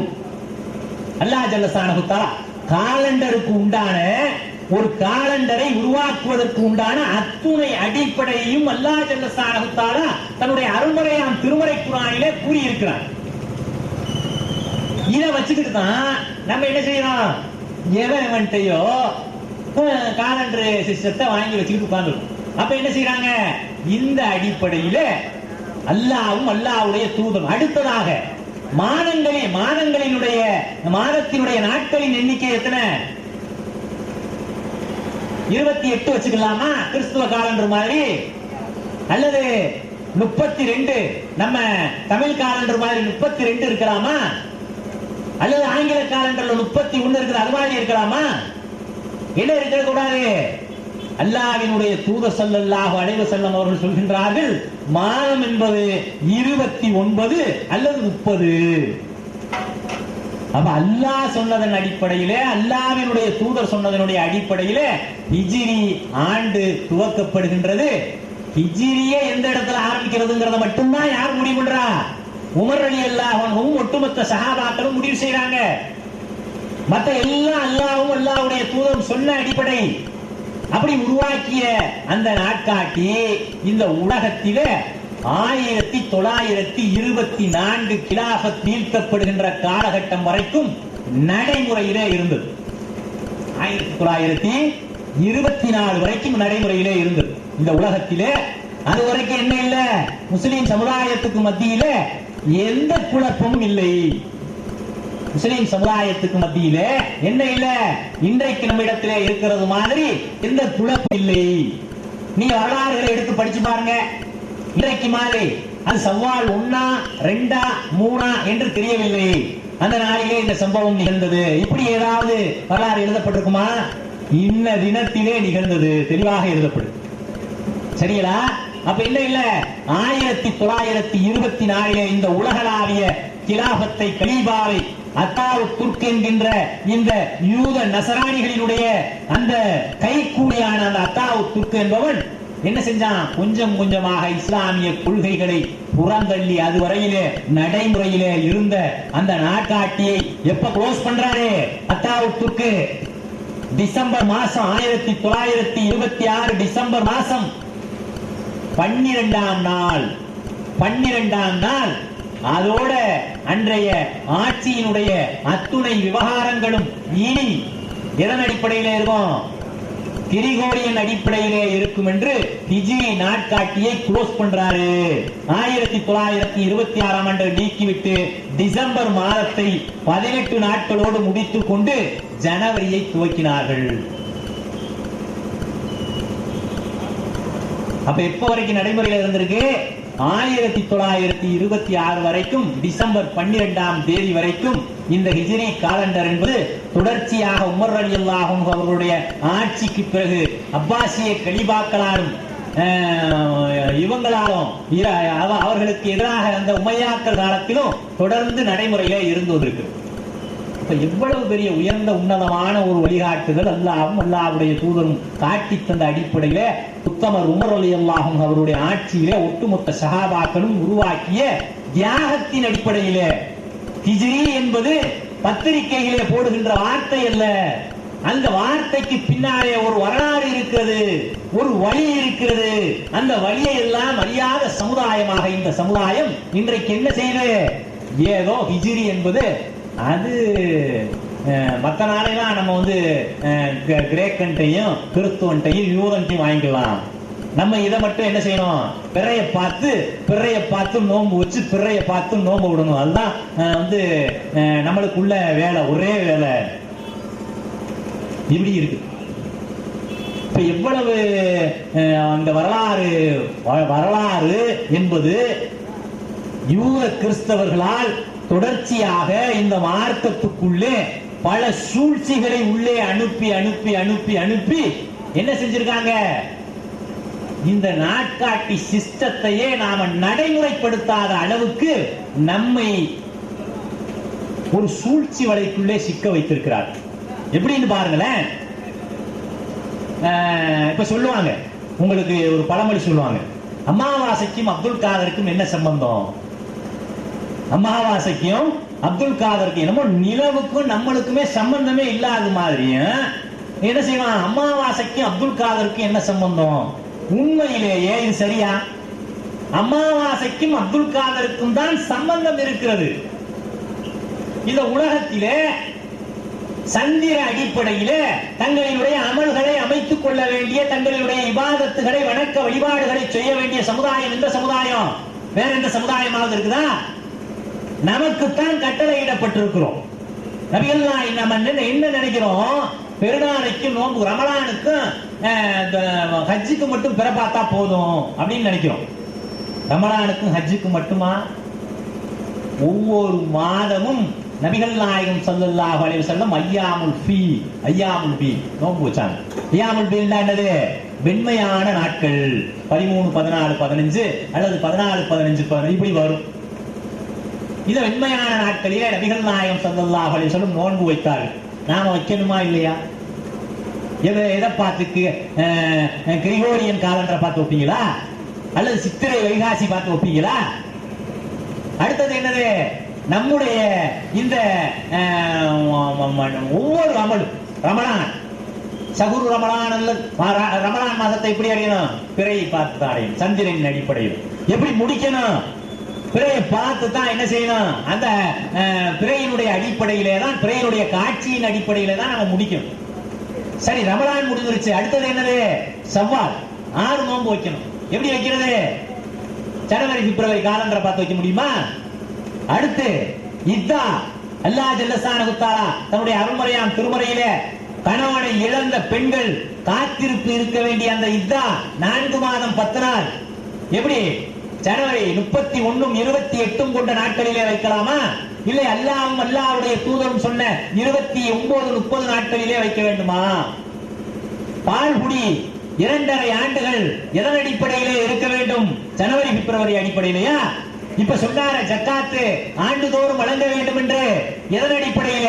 365 நாள் கொண்ட சூரிய காலண்டர் அடிப்படையிலே நீங்கள் ஜக்காத் கொடுக்க வேண்டுமா? சந்திர காலண்டர் 354 அல்லது 55 நாட்களை கொண்ட சந்திரனின் அடிப்படையில கொடுக்கணும். அப்ப 10 நாள் ஜக்காத்து போகுது, பரவாயில்லையா? முஹர்ரம் நோன்பு எதன் அடிப்படையில? ஆஷுரா 10வது நாள் 9, 10 நோன்பு வைக்க வேண்டும். எதனுடைய அடிப்படையில? பிறையினுடைய அடிப்படையில. அப்ப பிறையினுடைய அடிப்படை ஹஜ்ஜு. வல் ஹஜ்ஜுங்கிறான் அல்லாஹ். மக்களுக்கு காலம் காட்டும் வல் ஹஜ்ஜு, ஹஜ்ஜையும் அறிவிக்கும்ங்கிறானே. முஹர்ரம் அந்த துல்ஹஜ் மாதத்தினுடைய அந்த அரஃபா நாள் 9, அந்த ஹஜ்ஜுடைய நாள் 10, அடுத்து நகருடைய நாள் அறுப்புக்குரிய தினம். அதெல்லாம் எப்படி எடுப்பீங்க? ஜனவரி பிப்ரவரியில் எடுத்துடலாமா? சந்திரன் இல்லையா நம்மளுக்கு? அப்ப அமாவாசைக்கும் அப்துல் காதருக்கும் சம்பந்தம் இல்லையா? பிறையை பற்றி சொன்ன நபிகள் நாயகம், முழு சந்திரனை முழு நிலவை பற்றி சொன்ன நபிகள் நாயகம் அமாவாசை பற்றி பேசவே இல்லையா? அமாவாசை என்பது நபிகள் நாயகத்துக்கு தெரியவே தெரியாதா? என்ன நினைக்கிறான்?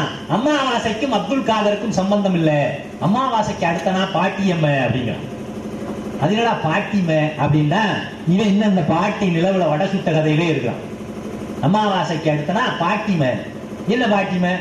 பிரதம, முதல் பிறை, துதிய, தோ திய துதிய 2வது பிறை, திய திருதிய 3வது பிறை, சதுர்த்தி 4வது பிறை, பஞ்சமி 5வது பிறை, பாஞ்ச், சஷ்டி 6வது பிறை, சப்தமி 7வது பிறை, அஷ்டமி 8வது பிறை, நவமி 9வது பிறை, தசமி 10வது பிறை, ஏகாதசி ஏக்கு தஸ் 11வது பிறை,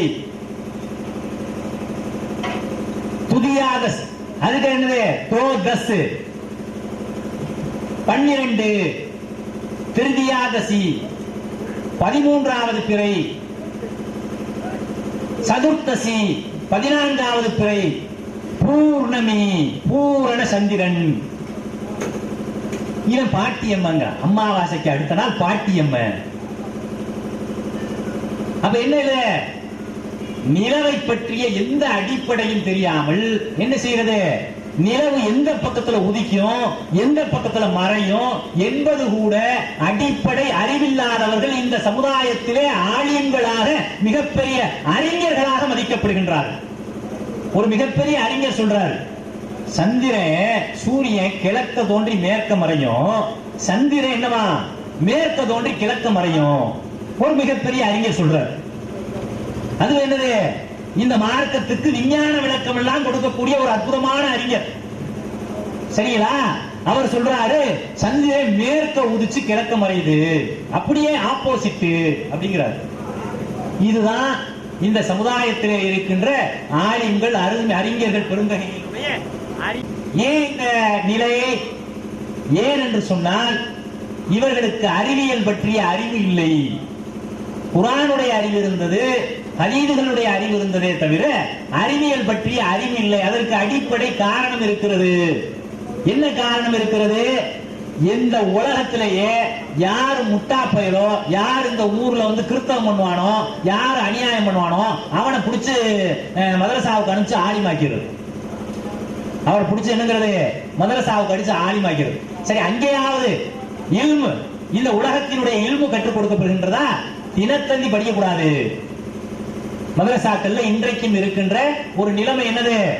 அறிவியலின் பக்கமே மக்களை இந்த ஆலிம்களினுடைய கவனம் சென்று விடக்கூடாது என்பதற்காக தெளிவாக திட்டமிட்டு பாடத்திட்டங்கள் அமைக்கப்பட்டு தினத்தந்தி கூட நீ படிச்சு தெளிவாயிடக்கூடாது என்று சொல்லி இருக்கின்ற நிலைமையிலேதான் ஆலிம் பெருமக்கள், உலமா பெருமக்கள் வருகின்றார்கள்.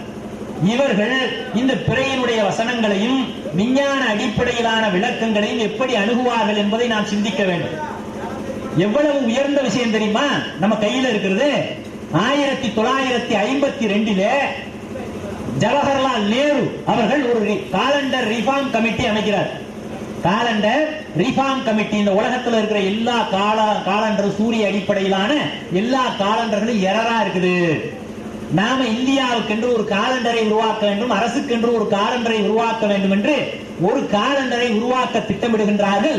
அப்போது காலண்டர் ரிஃபார்ம் கமிட்டி பிரதமரால் அமைக்கப்படுகிறது. அந்த பிரதமரால் அமைக்கப்பட்ட அந்த காலண்டர் ரிஃபார்ம் கமிட்டி எல்லா காலண்டருடைய இதுகளை எடுத்து வச்சு ஆராய்ஞ்சா முஸ்லிம்கள் மட்டும்தான், முஸ்லிம்கள் வைத்திருக்கிற பின்பற்றுகின்ற சந்திர அடிப்படையிலான நாட்காட்டி மட்டும்தான் சரியா இருக்குது, அக்யூரேட்டா இருக்கு. ஏன்? சூரியனுடைய அடிப்படையில உங்களால காலண்டர் அமைக்க முடியாது என்று என்ன சொல்றான்? அல்லாஹ் ஜல்ல ஷானஹு தஆலாவை சொல்றோம். அதை இரவையும் பகலையும் நீங்கள் சரியாக கணக்கிட மாட்டீர்கள். இன்றைக்கு அந்த நிலைதான் இருந்து கொண்டிருக்கிறது. எந்த நிலை? கணக்கிட முடியாத நிலைதான் இருந்து கொண்டிருக்கிறது. என்ன செஞ்சாங்க? வந்து பிப்ரவரி மாசத்தை 4 வருஷத்துக்கு ஒருக்கா ஒரு நாள் கூட்டு. ஏன்? 28 29 ஆக்குறது, லீஃப் இயர் அப்படிமா. அப்புறம் 127 வருஷத்துக்கு ஒருக்கா ஒரு ஆண்டை குறைக்க, ஒரு நாளை குறைக்கிறது. இப்படி எல்லாம் கணக்கு போட்டு பார்த்தாலும் அந்த மைக்ரோ செகண்ட் மிச்சப்படுது. அதை என்ன செய்யறதுன்னு தெரியல. அது 2000 வருஷத்துக்கு ஒருக்கா ஒரு நாள் கூடுதலா வந்து நிக்குது. அதான் Y2K ப்ராப்ளம் அப்படின்னா. 2000 மில்லினியம் ஆண்டில ஒரு நாளை கூட்டணும், ஆனா கூட்ட முடியாததற்கு காரணம் என்ன அப்படின்னு சொன்னா, இந்த அனைத்து கம்ப்யூட்டர்கள்லயும் இது ரெக்கார்டா போயிருச்சு. அவ்வளவு துல்லியமற்ற எரரான ஒரு காலண்டரா இந்த உலகத்தில் உள்ள காலண்டர் எல்லாம் இருக்குது. முஸ்லிம்களினுடைய சந்திர அடிப்படையிலான இந்த நாட்காட்டி தான் சரியானது என்று சொல்லி கேட்கிறாங்க. என்ன நீங்க எந்த அடிப்படையில? சரி, ஓகே, முஸ்லிம்கள் சந்திர அடிப்படையிலான நாட்காட்டிய என்ன செஞ்சிருவோம், நம்ம இது பண்ணுவோம் அப்படின்னு சொல்லிட்டு கூப்பிட்டு கேட்டா, நாள் எப்ப துவங்குது, ஒரு நாள் எப்படி துவங்குது? ஒரு நாட்காட்டி ஆரம்பிக்கணும்னா நாள் துவங்கணும்ல, ஏதாவது ஒரு இடத்துல இருந்து துவங்கணுமா இல்லையா? நல்ல நடுச்சாமத்துல துவங்குதா, அல்லது சூரியன் உச்சியில இருக்கும்போது துவங்குதா, அல்லது வந்து சூரியன் மறைஞ்ச பிறகு துவங்குதா, அல்லது சூரியன் உதிக்கும் போது துவங்குதா? எதனாச்சும் ஒரு இடத்துல துவங்கணும். ஒரு நாள் என்பது ஒரு இடத்துல துவங்கி சைக்கிளுடைய ஆரம்பிச்சு மாதிரி ஒரு இடத்துல முடியணும்.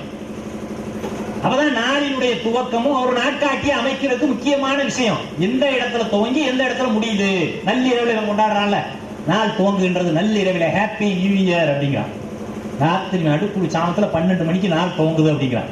அதை நம்பி இந்த உலகம் ஏத்துக்கிட்டு இருக்கு. சரிங்களா? என்ன அதே போல இந்த நாளினுடைய துவக்கம் இஸ்லாத்துல எப்படி என்று கேட்கிறாங்க. அந்த காலண்டர் ரிஃபார்ம் கமிட்டி இஸ்லாமிய அறிஞர்கள் கிட்ட நாள் மக்ரீப்ல இருந்து துவங்குது அப்படிங்கிறாங்க. யாரு? நம்ம அறிஞர்கள். அதோட அந்த காலண்டர் ரிஃபார்ம் கமிட்டி என்னடா, அது என்னடா முட்டாத்தனமா இருக்கு, நாள் எப்படா மக்ரீப்ல இருந்து துவங்கும்? இந்த உலகமே வந்து நாளினுடைய அடிப்படை என்பது காலையிலே எழுந்து இரவு உழைத்து களைத்து படுக்கின்ற விதமாகத்தான் இந்த உலகத்தினுடைய செட்டப்பே வச்சிருக்கிறான். எப்படி அப்ப ஒரு நாளினுடைய துவக்கம் மக்ரீப் என்பது எப்படி சொன்னாங்க இஸ்லாமிய அறிஞர்கள்? இந்த ஒரே காரணத்துக்காக காலண்டர் ரிஃபார்ம் கமிட்டி ரிஜெக்ட் பண்ணி போங்க, இது சரியா வராது.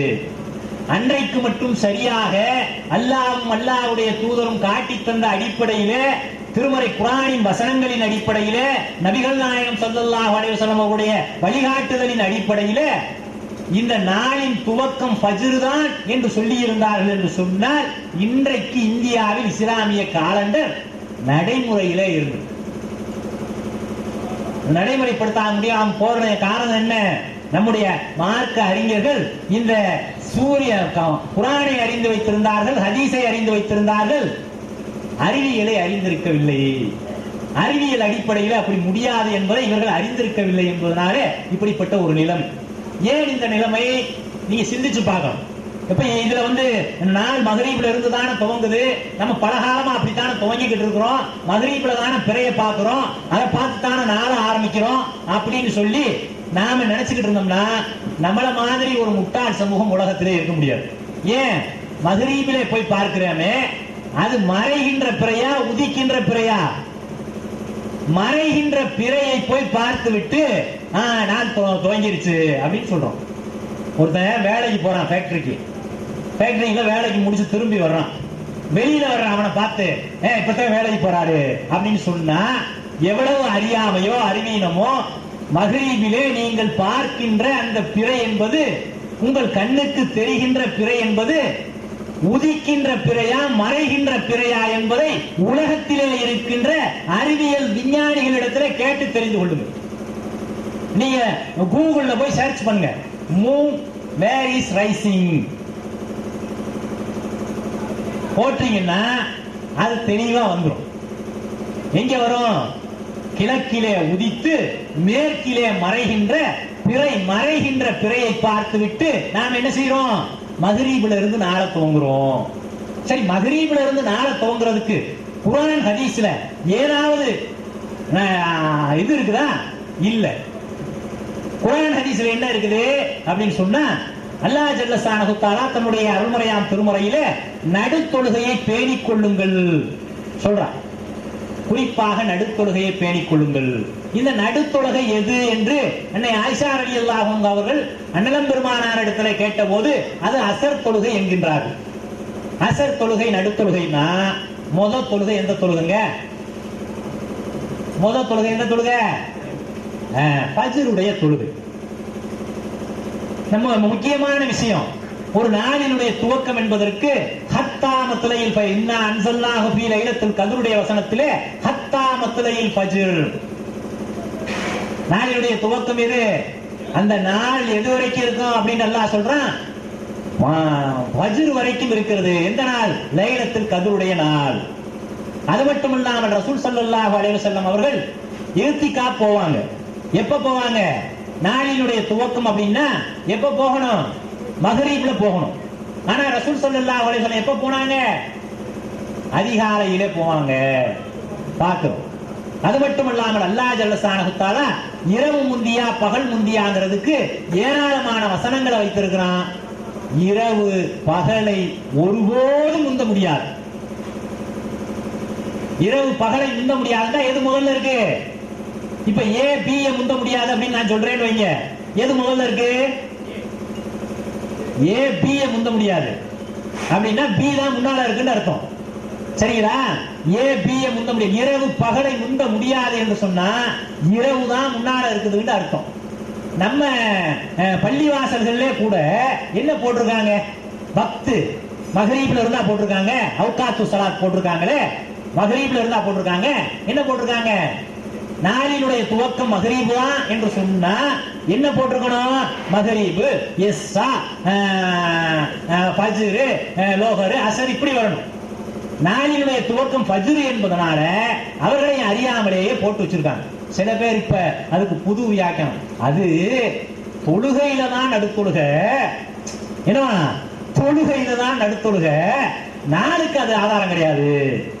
ஏப்பா தொழுகைக்கு பேராது ஃபஜ்ர்னு சொல்றோம், அது தொழுகையுடைய பேரா அந்த நேரத்தினுடைய பேரா? ஃபஜ்ர் என்றால் அதிகாலை, லுஹர் என்றால் நண்பகல், அசர் என்றால் மாலை, மஹ்ரீப் என்றால் அந்தி, இஸ்ஸா என்றால் இரவு. இப்ப என்ன நாளினுடைய அடிப்படை என்ன இருக்கு? முதல் தொழுகை. அல்லாஹ்வினுடைய தூதர் சொல்ல, உங்க இந்த நாளினுடைய தொழுகையிலே இறுதியாக வித்ருவை ஆக்கிக் கொள்ளுங்கள். ஒரு நாளினுடைய தொழுகையில இறுதியாக வித்ருவை ஆக்கிக் கொள்ளுங்கள். எத்தனையோ ஹதீஸ் இருக்கு, எத்தனையோ ஆதாரம் இருக்குது.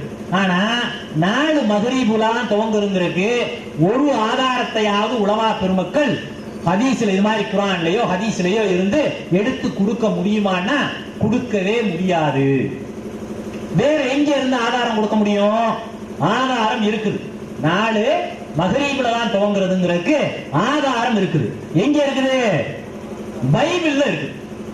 பைபிளினுடைய ஆதி ஆகமத்திலே 1வது அத்தியாயத்திலே 5வது வசனம் சொல்கின்றது, தேவன் வெளிச்சத்துக்கு பகல் என்று பெயரிட்டார், இருளுக்கு இரவு என்று பெயரிட்டார், சாயங்காலமும் விடியற்காலமும் ஆகி முதலாம் நாள் ஆயிற்று. சாயங்காலம், அதுக்கப்புறம் விடிய காலமும் ஒரு நாள். எங்க இருக்குது? பைபிள்ல ஆதாரம் இருக்குது. பைபிள்ல மட்டுமல்ல, அந்த யூதர்களினுடைய நீங்க குறிச்சுக்கோங்க, இது தேவைப்படுறவங்க குறிச்சுக்கோங்க. இது எங்க இருக்கு அப்படின்னு சொன்னா www.chabad.org. இது யூதர்களினுடைய இபாதத்துகளை, வணக்க வழிபாடுகளை விளக்குகின்ற ஒரு தளம். இந்த தளத்துல போய் யூதர்களினுடைய நாளினுடைய துவக்கம் எப்படி இருந்தது என்பதை பாருங்க. அதுல போட்டிருக்காங்க, Jewish calendar date when God created time. இது இங்கிலீஷ்ல இருக்கு. யூத நாட்காட்டியின் தேதி கடவுளின் காலத்தை உருவாக்கிய போது அவர் முதலில் இரவை படைத்தார். அல்லாஹ் சொல்றான் திருமறை குர்ஆன்ல, என்ன சொல்றான்? இதுக்கு நேர் எதிரான நிலையை சொல்றான். ஆனா இங்க என்ன செய்யுது? இரவை படைத்தார், பின்னர் பகலை உருவாக்கினார். எனவே யூத காலண்டரில் தேதி இரவிலிருந்து தொடங்குகின்றது. ஆங்கில நாட்காட்டியில் ஒரு நாள் என்பது நள்ளிரவில் தொடங்கி நள்ளிரவில் முடிவடைகிறது. இருப்பினும் யூதர்களினுடைய ஒரு நாள் என்பது பொழுது சாய்ந்ததிலே இருந்து துவங்கி அடுத்த பொழுது சாயும் வரை இருக்கிறது. அப்ப இதுக்கு எங்க இருந்து வந்திருக்கு? அங்க இருந்து என்ன செஞ்சிருக்கான்? யூதன் கிறிஸ்தவன் இந்த மார்க்கத்துக்கு உள்ளே ஊடுருவி இருக்கிறான். chabad.org. chabad.org. சப்பத்னா என்னது? நாம சொன்னோம்ல சப்து, அந்த வார்த்தையை குறிக்கக்கூடிய. அடுத்ததாக அனைத்து யூத விடுமுறை நாட்களும் காலண்டரில் குறிப்பிட்ட தேதிக்கு முன்னர் மாலையிலிருந்து ஆரம்பிக்கின்றன. இதற்கு காரணம் என்னவெனில், யூதர்களின் ஒரு நாள் என்பது சூரியன் மறையும் நேரத்திலிருந்து துவங்கி சூரியன் மறையும் போது முடிவடைகிறது, மாறாக நள்ளிரவில் அல்ல. இதற்கு அடிப்படை என்ன? ஆதியாகம் சாயங்காலத்தில் அந்த வசனத்திலிருந்து தான் யூதர்கள் இதை பின்பற்றுகிறார்கள். சரி, இது எதுல இருக்கு? JEWFAQ, ஜூஃபக், அதாவது ஜூஸுடைய யூதர்களினுடைய தளம். இந்த தளத்திலே மிக தெளிவாக குறிப்பிடப்பட்டிருக்கிறது, மகரீபில இருந்து நாள் ஆரம்பிக்கிறது யூதர்களுடைய வழக்கம். அதுக்கடுத்து பாருங்க, விக்கிபீடியா, உலகத்தினுடைய தகவல் தலை களஞ்சியம் விக்கிபீடியா, அதுல இருக்குது சப்பாத், யூதர்களின் புனித நாள் வெள்ளிக்கிழமை மாலை சூரியன் மறையும் முன் ஒரு சில நிமிடங்களிலே இருந்து அனுசரிக்கப்படுகின்றது. அதாவது சனிக்கிழமை இரவு வானில் 3 நட்சத்திரங்கள் தோன்றும் வரையுள்ள நேரமாகும். இது விக்கிபீடியாவினுடைய. சரி சார், இப்ப அடுத்து பாருங்க, இந்த பிறையை பார்த்து கொண்டு போய் அத ஒரு ஜமாத்துல் உலமாட்ட அல்லது பிறை குழுவிட்ட ஹிலால் கமிட்டிட்ட சொல்லணும் அப்படிங்கிற இந்த நடைமுறை எங்க இருந்து வந்தது அப்படிங்கிறதையும் அந்த ஹிப்ரு christians.com அப்படிங்கிற .comல நீங்க போய் பாத்தீங்கன்னா ரோஸ் சோடாஸ் யூதர்களுடைய பெருநாள் அந்த பெருநாள் யூதர்களின் மாத பிறப்பானது தலைப்பிறை என்கின்ற சந்திரனின் முதல் வளர்பிறை பார்க்கப்படுவதிலே இருந்து தோன்றுகிறது. தலைப்பிறை தென்பட்டவுடன் இஸ்ரேலின் அறிஞர் பேரவை யூத ரப்பிகளிடத்திலே கொண்டு போய் சொல்லணும். யூத ரப்பிகளிடத்திலே கொண்டு போய் சொன்னா அவங்க தான் அறிவிப்பாங்க, அவங்க தான் பெருநாள் அறிவிப்பாங்க. இந்த நடைமுறை எங்க இருந்து வந்திருக்குது பாத்தீங்களா? அந்த அங்க இருந்து தான் வந்திருக்குது. இங்க ரசூலுல்லாஹ்வுடைய ஹதீஸ்லயோ இதுலயோ ஏமா ஹிலால் கமிட்டி பிறப்பாத்தாச்சா பிறப்பாத்தா என்கிட்ட வந்து சொல்லுங்க அப்படின்னு ரசூலுல்லாஹ் ஒரு காலத்துலயும் சொன்னதுல ஒரு ஹதீஸும் கிடையாது. சரிங்களா? அப்படி இருந்திருந்தா அது சாத்தியமே இல்லாது. ஏன் அப்படின்னு சொன்னா மகரீபு தொழுகையை விட்டுட்டு தான் முதல் பிறையை நீங்கள் பார்க்க முடியும்.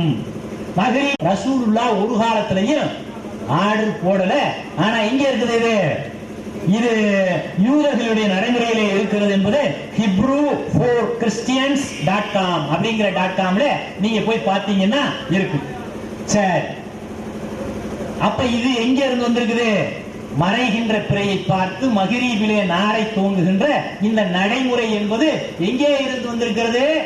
யூத கிறிஸ்தவர்களிடத்திலே இருந்து இந்த மார்க்கத்துக்குள்ளே நுழைக்கப்பட்டிருக்கிறது. அல்லாஹ்விடத்திலோ அல்லாஹ்வினுடைய தூதரிடத்திலோ மாலை மகரீபிலே இருந்து துவங்குவதற்கு எந்த ஆதாரமும் கிடையாது என்பதை இந்த நேரத்தில் நாம் என்ன செய்யறோம்? மக்களுக்கு தெளிவுபடுத்திக் கொள்கின்றோம். சரிங்க, அப்படின்னா நாளை எப்படிங்க துவங்குறது? நீங்களாவது சொல்லுங்க அப்படின்னு நினைக்கலாம் நீங்க. சரிங்களா? நாள் என்பது நாம பார்க்கறதுனால துவங்குறது இல்லைங்க. நம்ம கண்ணு வந்து என்ன இல்ல, அபு அப்துல்லா சாப் சொல்ற மாதிரி அந்த சந்திரனுடைய ரிமோட் இல்லைங்க. நம்ம கண்ணா ரிமோட்டு? நம்ம கண்ணு நாம பார்க்கலன்னு சொன்னா பிறை உதிக்காதா? அமாவாசைக்கு புவிமைய சங்கம தினத்திற்கு சூரியன் சந்திரன் எல்லாம் சேருகின்ற அந்த நாளுக்கு மறுநாள் ஆட்டோமேட்டிக்கா பிறந்துரும். நாம பார்க்கலன்னா பிறக்காதா? ஏன் வீட்டுல சேவல் கூவவே இல்லை, அதனால இன்னைக்கு என்ன இல்ல, சூரியன் உதிக்கவே இல்லை அப்படின்னு ஒருத்தன் சொல்றான்னா அவனை என்ன சொல்லுவோம் நம்ம? நான் இன்னைக்கு எந்திரிக்கும் போது 8 மணியா இருந்துச்சு, அதனால இன்னைக்கு சூரியன் உதிக்கவே இல்லை அப்படின்னு சொன்னா என்னது? நல்லா உச்சி வானத்துல சூரியன் இருக்கும்போது இன்னைக்கு மணி 6 தான், இப்பதான் மணி 6 ஆகுது அப்படின்னு எவனாவது சொன்னா அவனை நீங்க என்ன சொல்லுவீங்க? நல்ல 15ஆம் பட்ச நிலவு வானத்திலே இருக்கிறது, அதை 12 என்கின்றார்கள். ஒவ்வொரு வருடமும் தலைப்பிறையின் போது ஐய இது 3வது பிறையாவது தெரியுது, வருஷம் இதே அளப்பற இது 3வது பிறையாவது பிறப்பாத்தாச்சா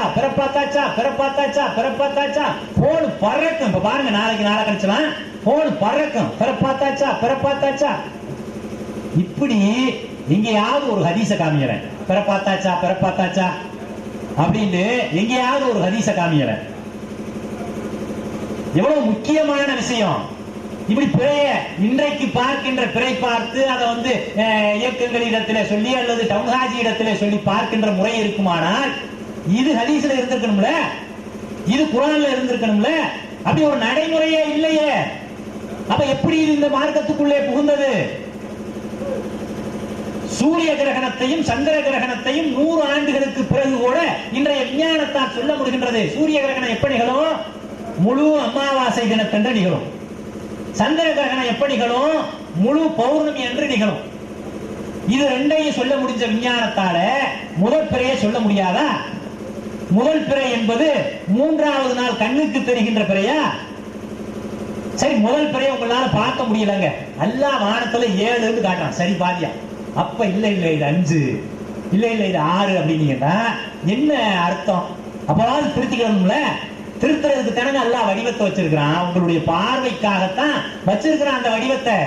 ஒவ்வொரு நாடும் ஒவ்வொரு கிராமத்து விவசாயிக்கு தெரியும், ஒரு கிராமத்து மீனவனுக்கு தெரியும். எங்க பாட்டி சொல்லிடுவாங்க இப்படி இதை தூக்கி போட்டு இது எத்தனாவது பிறண்டு.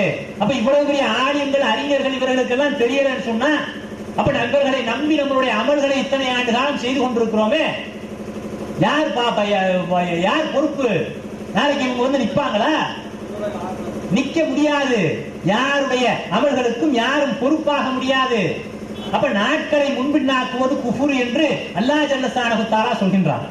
9வது அத்தியாயம் 37வது வசனத்திலே இன்னமன் நஸீவு ஜியாதத்துன் ஃபில் குஃபுர், நாட்களை முன்பின்னாக்குறது, சாபானுடைய நாளை தூக்கி அந்த ரமலான்ல போடுறது, ரமலானுடைய நாளை தூக்கி சவ்வால்ல போடுறது, இதெல்லாம் முன்பின்னாக்குறது குஃபுரை அதிகரிக்கக்கூடிய செயல் என்று அல்லாஹ் கூறுகின்றார்.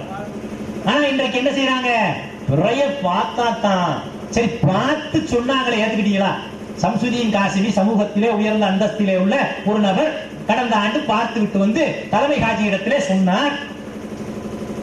சமூகத்திலே இன்னொரு அந்தஸ்திலே இருக்கின்ற அலாவுதீன் ஐஏஎஸ் அவர்கள் 2 சாட்சி, ஒரு சாட்சி இல்ல, உங்க சாட்சி மாதிரி அடையாளம் தெரியாத சாட்சி இல்ல, 2 பேரும் திருச்சியில இருந்து விமானத்திலே ஏறுகின்றார்கள்.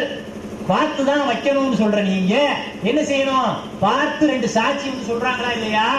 இதை ஏற்றுக்கொள்ளணுமா இல்லையா? ஏத்துக்கலையே, ஏன்? அப்ப இதற்கு பின்னாலே வேற ஒரு கான்செப்ட் இருக்குது. என்ன கான்செப்ட்? இவர்கள் அரசாங்கம் என்றைக்கு இந்த பெருநாளையும் நோன்பையும் அறிவிக்கின்றதோ அந்த நாளிலே சிவகாசி காலண்டரினுடைய அடிப்படையிலே தான் இங்கே இருக்கின்ற தலைமை ஹாஜி, டவுன் ஹாஜி அனைவரும் செயல்படுகின்றார்கள். ஏனென்று சொன்னால் இவர்கள் மார்க்க அறிவு பெற்று வந்தவர்கள் அல்ல, பரம்பரையாக அப்பனுக்கு பின்னால புள்ள அப்படிங்கிற அந்த அடிப்படையிலே வந்தவர்கள். நல்லா சிந்திச்சு பாருங்க.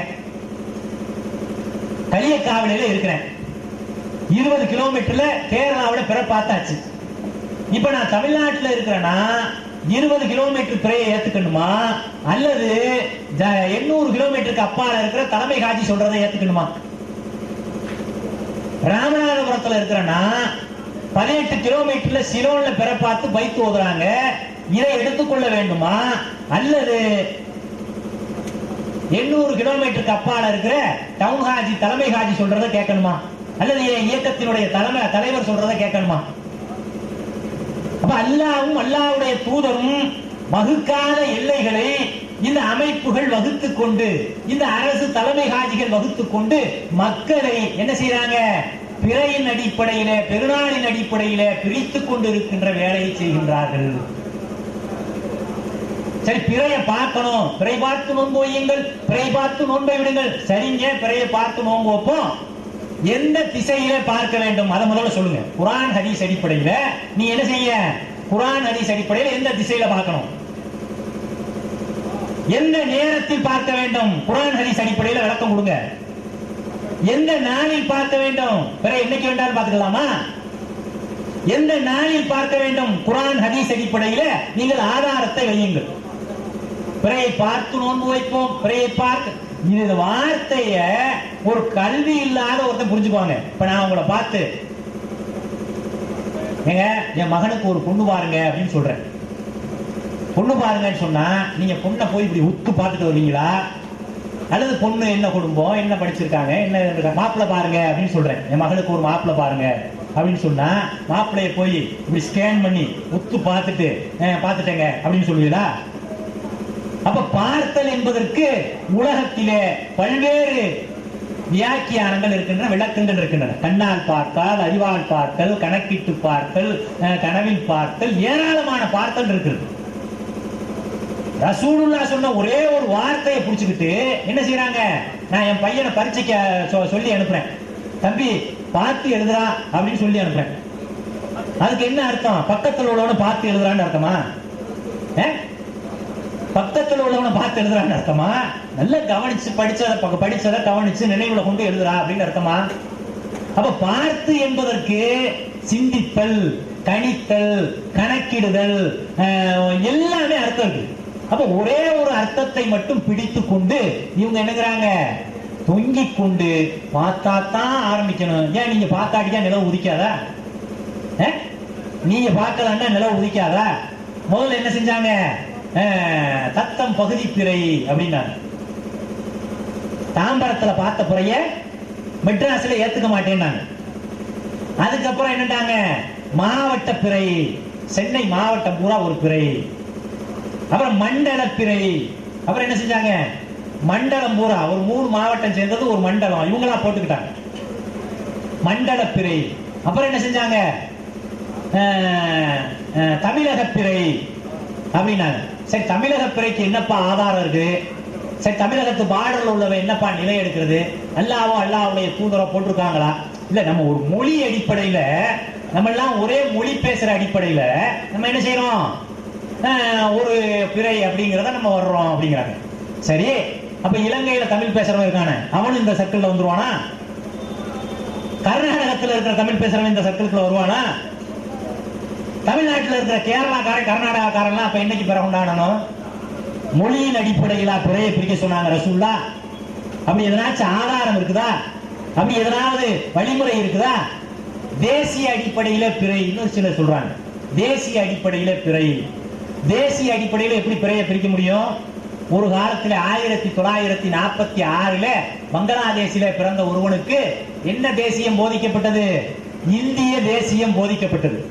அதே ஆளுக்கு 47 பாகிஸ்தான் தேசியம் போதிக்கப்பட்டது. அதே ஆளுக்கு 65க்கு பிறகு பங்களாதேசிய தேசியம் போதிக்கப்படுகின்றது. அப்ப இப்படி எல்லைகளை அல்லாவுடைய தூதரோ வகுக்காத நிலையில ரொம்ப சிம்பிளான விஷயம், ரொம்ப எளிமையான விஷயம். புவிமைய சங்கம நாள் அம்மாவாசைக்கு அடுத்த நாள், எந்த அம்மாவாசைக்கு அப்துல் காதருக்கும் சம்பந்தம் இல்லாண்டாயிரும் அந்த அம்மாவாசைக்கு அப்துல் காதருக்கும் தான் சம்பந்தம் இருக்குது. அது அடுத்த நாள் ஆட்டோமேட்டிக்காவே பிறந்துரும். அதுக்கு அடுத்த நாள் ஒண்ணு, அதுக்கு அடுத்த நாள், இப்படி எளிமையாக கணக்கிடுற ஒரு விஷயத்தை விட்டு போட்டு, அல்லாஹ் வானத்திலே வைத்திருக்கிற வடிவத்தை வைத்து கணக்கிடுகின்ற ஒரு விஷயத்தை விட்டு போட்டு, என் வீட்டு மொட்டை மாடியில பிறந்தறிஞ்சாதான் நான் பிறந்தோம் கொஞ்ச நாள்ல வந்துருவாங்க, என் வீட்டு மொட்டை மாடியில தெரியணும். சரி, பிறை பார்த்து நோன்பு வைக்கணும், பிறை பார்த்து நோன்பு விடணும் அப்படின்னு சொல்றீங்களா? அதுல நீங்க உறுதியாளர்களாக இருந்தால் எத்தனை பிறையை உங்க வாழ்க்கையில பார்த்திருக்கீங்க? எத்தனை பிறையை பார்த்திருக்கீங்க? எத்தனை பிறைய உங்க கண்ணால பார்த்து நோன்பு வச்சிருக்கீங்க? கை தூக்குங்க பார்ப்போம். நான் முதல் பிறையை பார்த்து நோன்பு வைத்தேன் அப்படின்னு சொல்லக்கூடியவங்க யாராவது ஒருத்தர் கை தூக்குங்க. கிடையாது. அப்ப யாரு பாக்குறா? யாரோ பாக்குறாங்க. அந்த லிஸ்ட் இருக்கா? 10 வருஷம் 40 லட்சம் மக்களுடைய அமல்களை தீர்மானித்த அவர்கள் யார்? 40 லட்சம் பேருடைய அமல்களை, நோன்பு வச்ச நோன்பு பெருநாளை தீர்மானிக்கிற அந்த யாரோ யார்? லிஸ்ட் இருக்கா? சரி, அப்படி லிஸ்ட் இருக்குதுன்னே வைங்க. இப்படி பார்த்து யாராவது 2 பேர் பார்த்தா போதும், அதை ஏற்றுக்கொள்ளலாம் என்பதற்கு என்ன குர்ஆன் ஹதீஸ் இருக்கு? யாராவது 2 பேர் பார்த்தா போதும் பிறைய. சரி, அப்படின்னா யாராவது 2 பேர் பார்த்தா போதும் உடனே. அப்ப ஏன் பிறையை பார்க்காமல் நோன்பு வைக்காதீர்கள், பிறையை பார்க்காமல் நோன்பை விடாதீர்கள்? இப்ப இந்த ஹதீஸ் என்ன பண்ணுவீங்க? இந்த ஹதீஸ் என்ன பண்ணுவீங்க? யாராவது சமுதாயத்துல 2 பேர் பார்த்தா போதுமா, அல்லது ஒட்டுமொத்த உலகமும் பார்க்கணுமா? இது ஒட்டுமொத்த உம்மத்துக்கான கட்டளையா, தலைமை காஜி என்று அரசாங்கத்தால் அறிவிக்கப்பட்டவருக்கான கட்டளையா? ஏராளமான கேள்விகள் இருக்கிறது. ஆனால் எளிய வழி இருக்கிறது. இந்த சமுதாயம் ஒன்றுபடுவதற்கு, ஒரே நாளிலே பெருநாளை கொண்டாடுவதற்கு. இந்த உலகத்திலே ஜனவரி 1 வெள்ளிக்கிழமைண்டா உலகத்தில் உள்ள அத்தனை பேரும் ஜனவரி 1 தான் சொல்றோம். முஸ்லிம்கள் மட்டும்தான் ஷாபான் 1 வியாழன் வெள்ளி சனி 3 நாள் கொண்டாடுறீங்க. இது அறிவியலுக்கு ஏற்ற மார்க்கமா? இது விஞ்ஞானத்துக்கு உட்பட்ட நிலையா? சிந்திச்சு பாருங்க. ஒரே ஒரு நாளுக்கு 3 கிழமை வருமா உலகத்துல? அப்படி வந்தா அது அறிவியல் பூர்வமான, அறிவுபூர்வமான, விஞ்ஞான பூர்வமான மார்க்கமாகுமா? இங்க 29 நாளும், சவுதியில 30 நாளும் சுத்துமா? பிற சந்திரன் துல்லியமாக சுத்துகின்றது நல்லா என்ன துல்லியமான கணக்கீட்டில் இருக்குது. இங்க 29 நாளும், அங்க 30 நாளும் சுத்துறதுக்கு பேர் துல்லியமான கணக்கீடா? அப்ப என்ன, அல்லாஹ் துல்லியமான கணக்கீட்டை வச்சிருக்கான், நாம அதை கணக்கிடுறது இல்ல. ஏன்? இது இந்த கண்ணால பார்க்கணுங்கிற நிலை இருக்கிறது வரைக்கும் இந்த சமுதாயம் பெருநாளிலே ஒன்றுபட முடியாது. தத்தம் பகுதி பிறை பார்த்தா ஒற்றுமையா பெருநாள் கொண்டாடிடலாமா? நியூ இயர் ஒரே நாளையில உலகம் கொண்டாடுது, கிறிஸ்துமஸ் ஒரே நாள்ல உலகம் கொண்டாடுது, தீபாவளியை இந்தியா ஒரே நாள்ல கொண்டாடுது. ஆனால் பெருநாளை மற்றும் முட்டா குழுக்களுக்கு 3ஆம் போறதான் முதற்புற என்று மாற்று சமூகத்தவர் சிரிக்கின்ற நிலவுக்கா நாம் இருக்கிறோம்? அல்லாஹ்வும் அல்லாஹ்வுடைய தூதரும் வெள்ளை வெளியேறு என்கின்ற மார்க்கத்திலே உங்களை விட்டு செல்கின்றேன் என்று சொல்லி இருக்க, முதல் பிறையை 3ஆம் நாளிலே தேடும் ஒரு முட்டாள் சமூகமாக நம்மை காண்பித்துக் கொண்டிருக்கிறோமே, இதற்கு காரணம் என்ன? சிந்திக்க வேண்டாமா? முதல் பிறை என்பது உங்க கண்ணுக்கு தெரிகின்ற முதல் பிறை என்பது 3வது பிறை தான் சொல்றாரு, ஒரு அறிஞர் சொல்றாரு. ஆனா அதுதான் முதல் பிறைன்னு ரசூலுல்லாஹ் சொன்னாங்க. ரசூலுல்லாஹ் சொல்லாதத ரசூலுல்லாஹ் பேர்ல இட்டு கட்டுறாங்க. ரசூலுல்லாஹ் அப்படியா சொன்னாங்க? ரசூலுல்லாஹ் மிக தெளிவாக கணக்கிட்டு இருந்தார்கள். 10 நாட்கள் கடைசி இர்திகாஃப், ஒரு நாள் கூட 9 நாள் இல்ல. இன்றைக்கு உங்களால 10 நாள கடைசி 10 நாள கணக்கிட முடியுமா? உங்களுடைய பிறை அடிப்பாட்டிலே கண்ணால் காணுகின்ற அடிப்படையிலே கடைசி 10 நாளை கணித்து சொல்ல முடியுமா? கணக்கிட்டு சொல்ல முடியுமா? சொல்ல முடியாது. ஆனால் நபிகள் நாயகம் ஸல்லல்லாஹு அலைஹி வஸல்லம் ஒரு வருடம் கூட 9 இருந்ததில்லை. இன்னும் 5 நாள் துல்ஹஜ் மாதம் இருக்கின்ற நிலையிலே நாங்கள் பயணம் புறப்பட்டோம். இப்படி நீங்க இன்னைக்கு பிறையை கண்ணால பார்க்கின்ற யாராவது சொல்ல முடியுமா? சொல்லுங்க பாப்போம். இன்னும் 5, இன்னைக்கு இந்த மாசத்துல இன்னும் எத்தனை நாள் இருக்கு? கரெக்டா சொல்லுங்க பாப்போம். சொல்ல முடியுமா? கணக்கிடுகின்றவர்களால் மட்டும்தான் சொல்ல முடியுமே தவிர, அப்படி ஒரு கணக்கீடு அன்றைக்கு இருந்தது. அந்த கணக்கீட்டின் அடிப்படையிலே தான் நபிகள் நாயகம் ஸல்லல்லாஹு அலைஹி வஸல்லம், இன்னும் சொல்ல போனா இந்த ஷாபான் மாசத்தை நபிகள் நாயகம் ஸல்லல்லாஹு அலைஹி வஸல்லம் எண்ணி கணக்கிட்டார்கள். எண்ணி கணக்கிட எங்களுக்கு கட்டளையிட்டார்கள். 2 ஹதீஸ். அப்ப கணக்கீடு இல்லையா?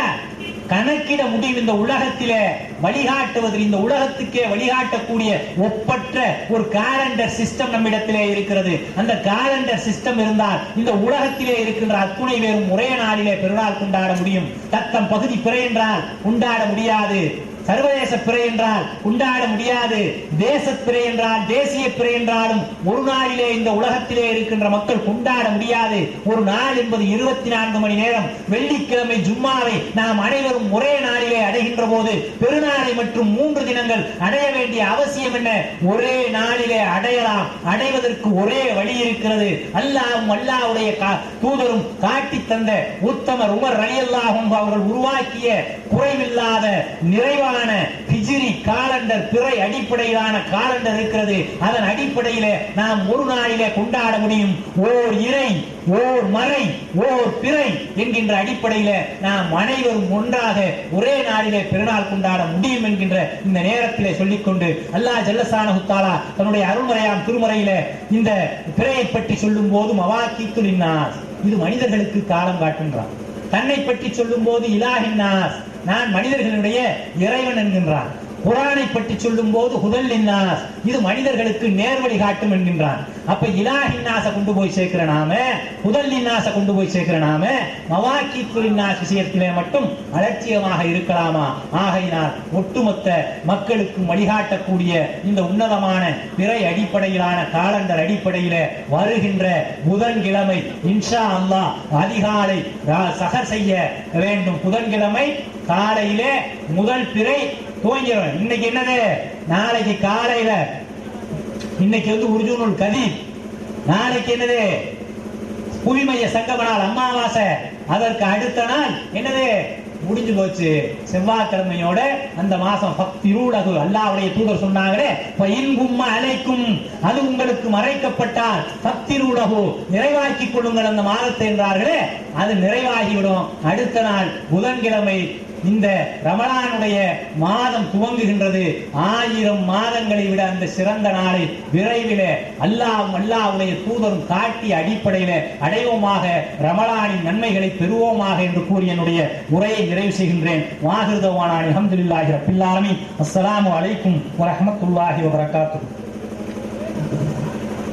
அவர்களே, அல்லாஹ்வுடைய கிருபை கொண்டு இந்த கூட்டம் நல்லபடியாக நடந்தேறியதற்கு அனுமதி அளித்த காவல்துறையினருக்கும், கூடுதலாக ஒரு 20 நிமிடம் அனுமதி அளித்த காவல்துறையினருக்கு மிக மிக நன்றியை நாங்கள் சொல்லிக் கொள்கிறோம்.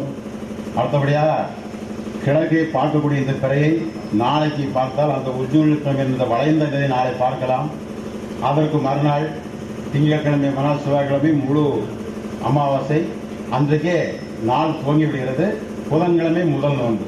வம்பாக நோன்பை இழந்து அந்த ஆண்டு முழுவதும், ஒரு நோன்பை விடுவது ஆண்டு முழுவதும் நோன்பு வச்சாலும், வாழ்நாள் முழுவதும் நோன்பு வச்சாலும் ஈடாக நபி ஸல்லல்லாஹு அலைஹி வஸல்லம் சொன்னாங்க. அப்படிப்பட்ட நோன்பை இழந்துடாதீங்க.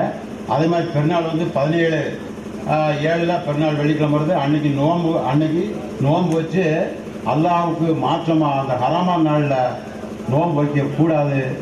அன்னைக்கு சாப்பிட்டு உண்டு மகிழ்ந்து சந்தோஷமாக இருக்கணும் என்பதை அறிவித்துக் கொண்டு இத்துடன் முடித்துக் கொள்கிறோம். வாஹிர் தவானா அல்ஹம்துலில்லாஹி ரப்பில் ஆலமீன். சுப்ஹானக்கல்லாஹும்ம வபிஹம்திக அஷ்ஹது அன் லா இலாஹா இல்லா அன்த அஸ்தக்ஃபிருக வ அத்தூபு இலைக்.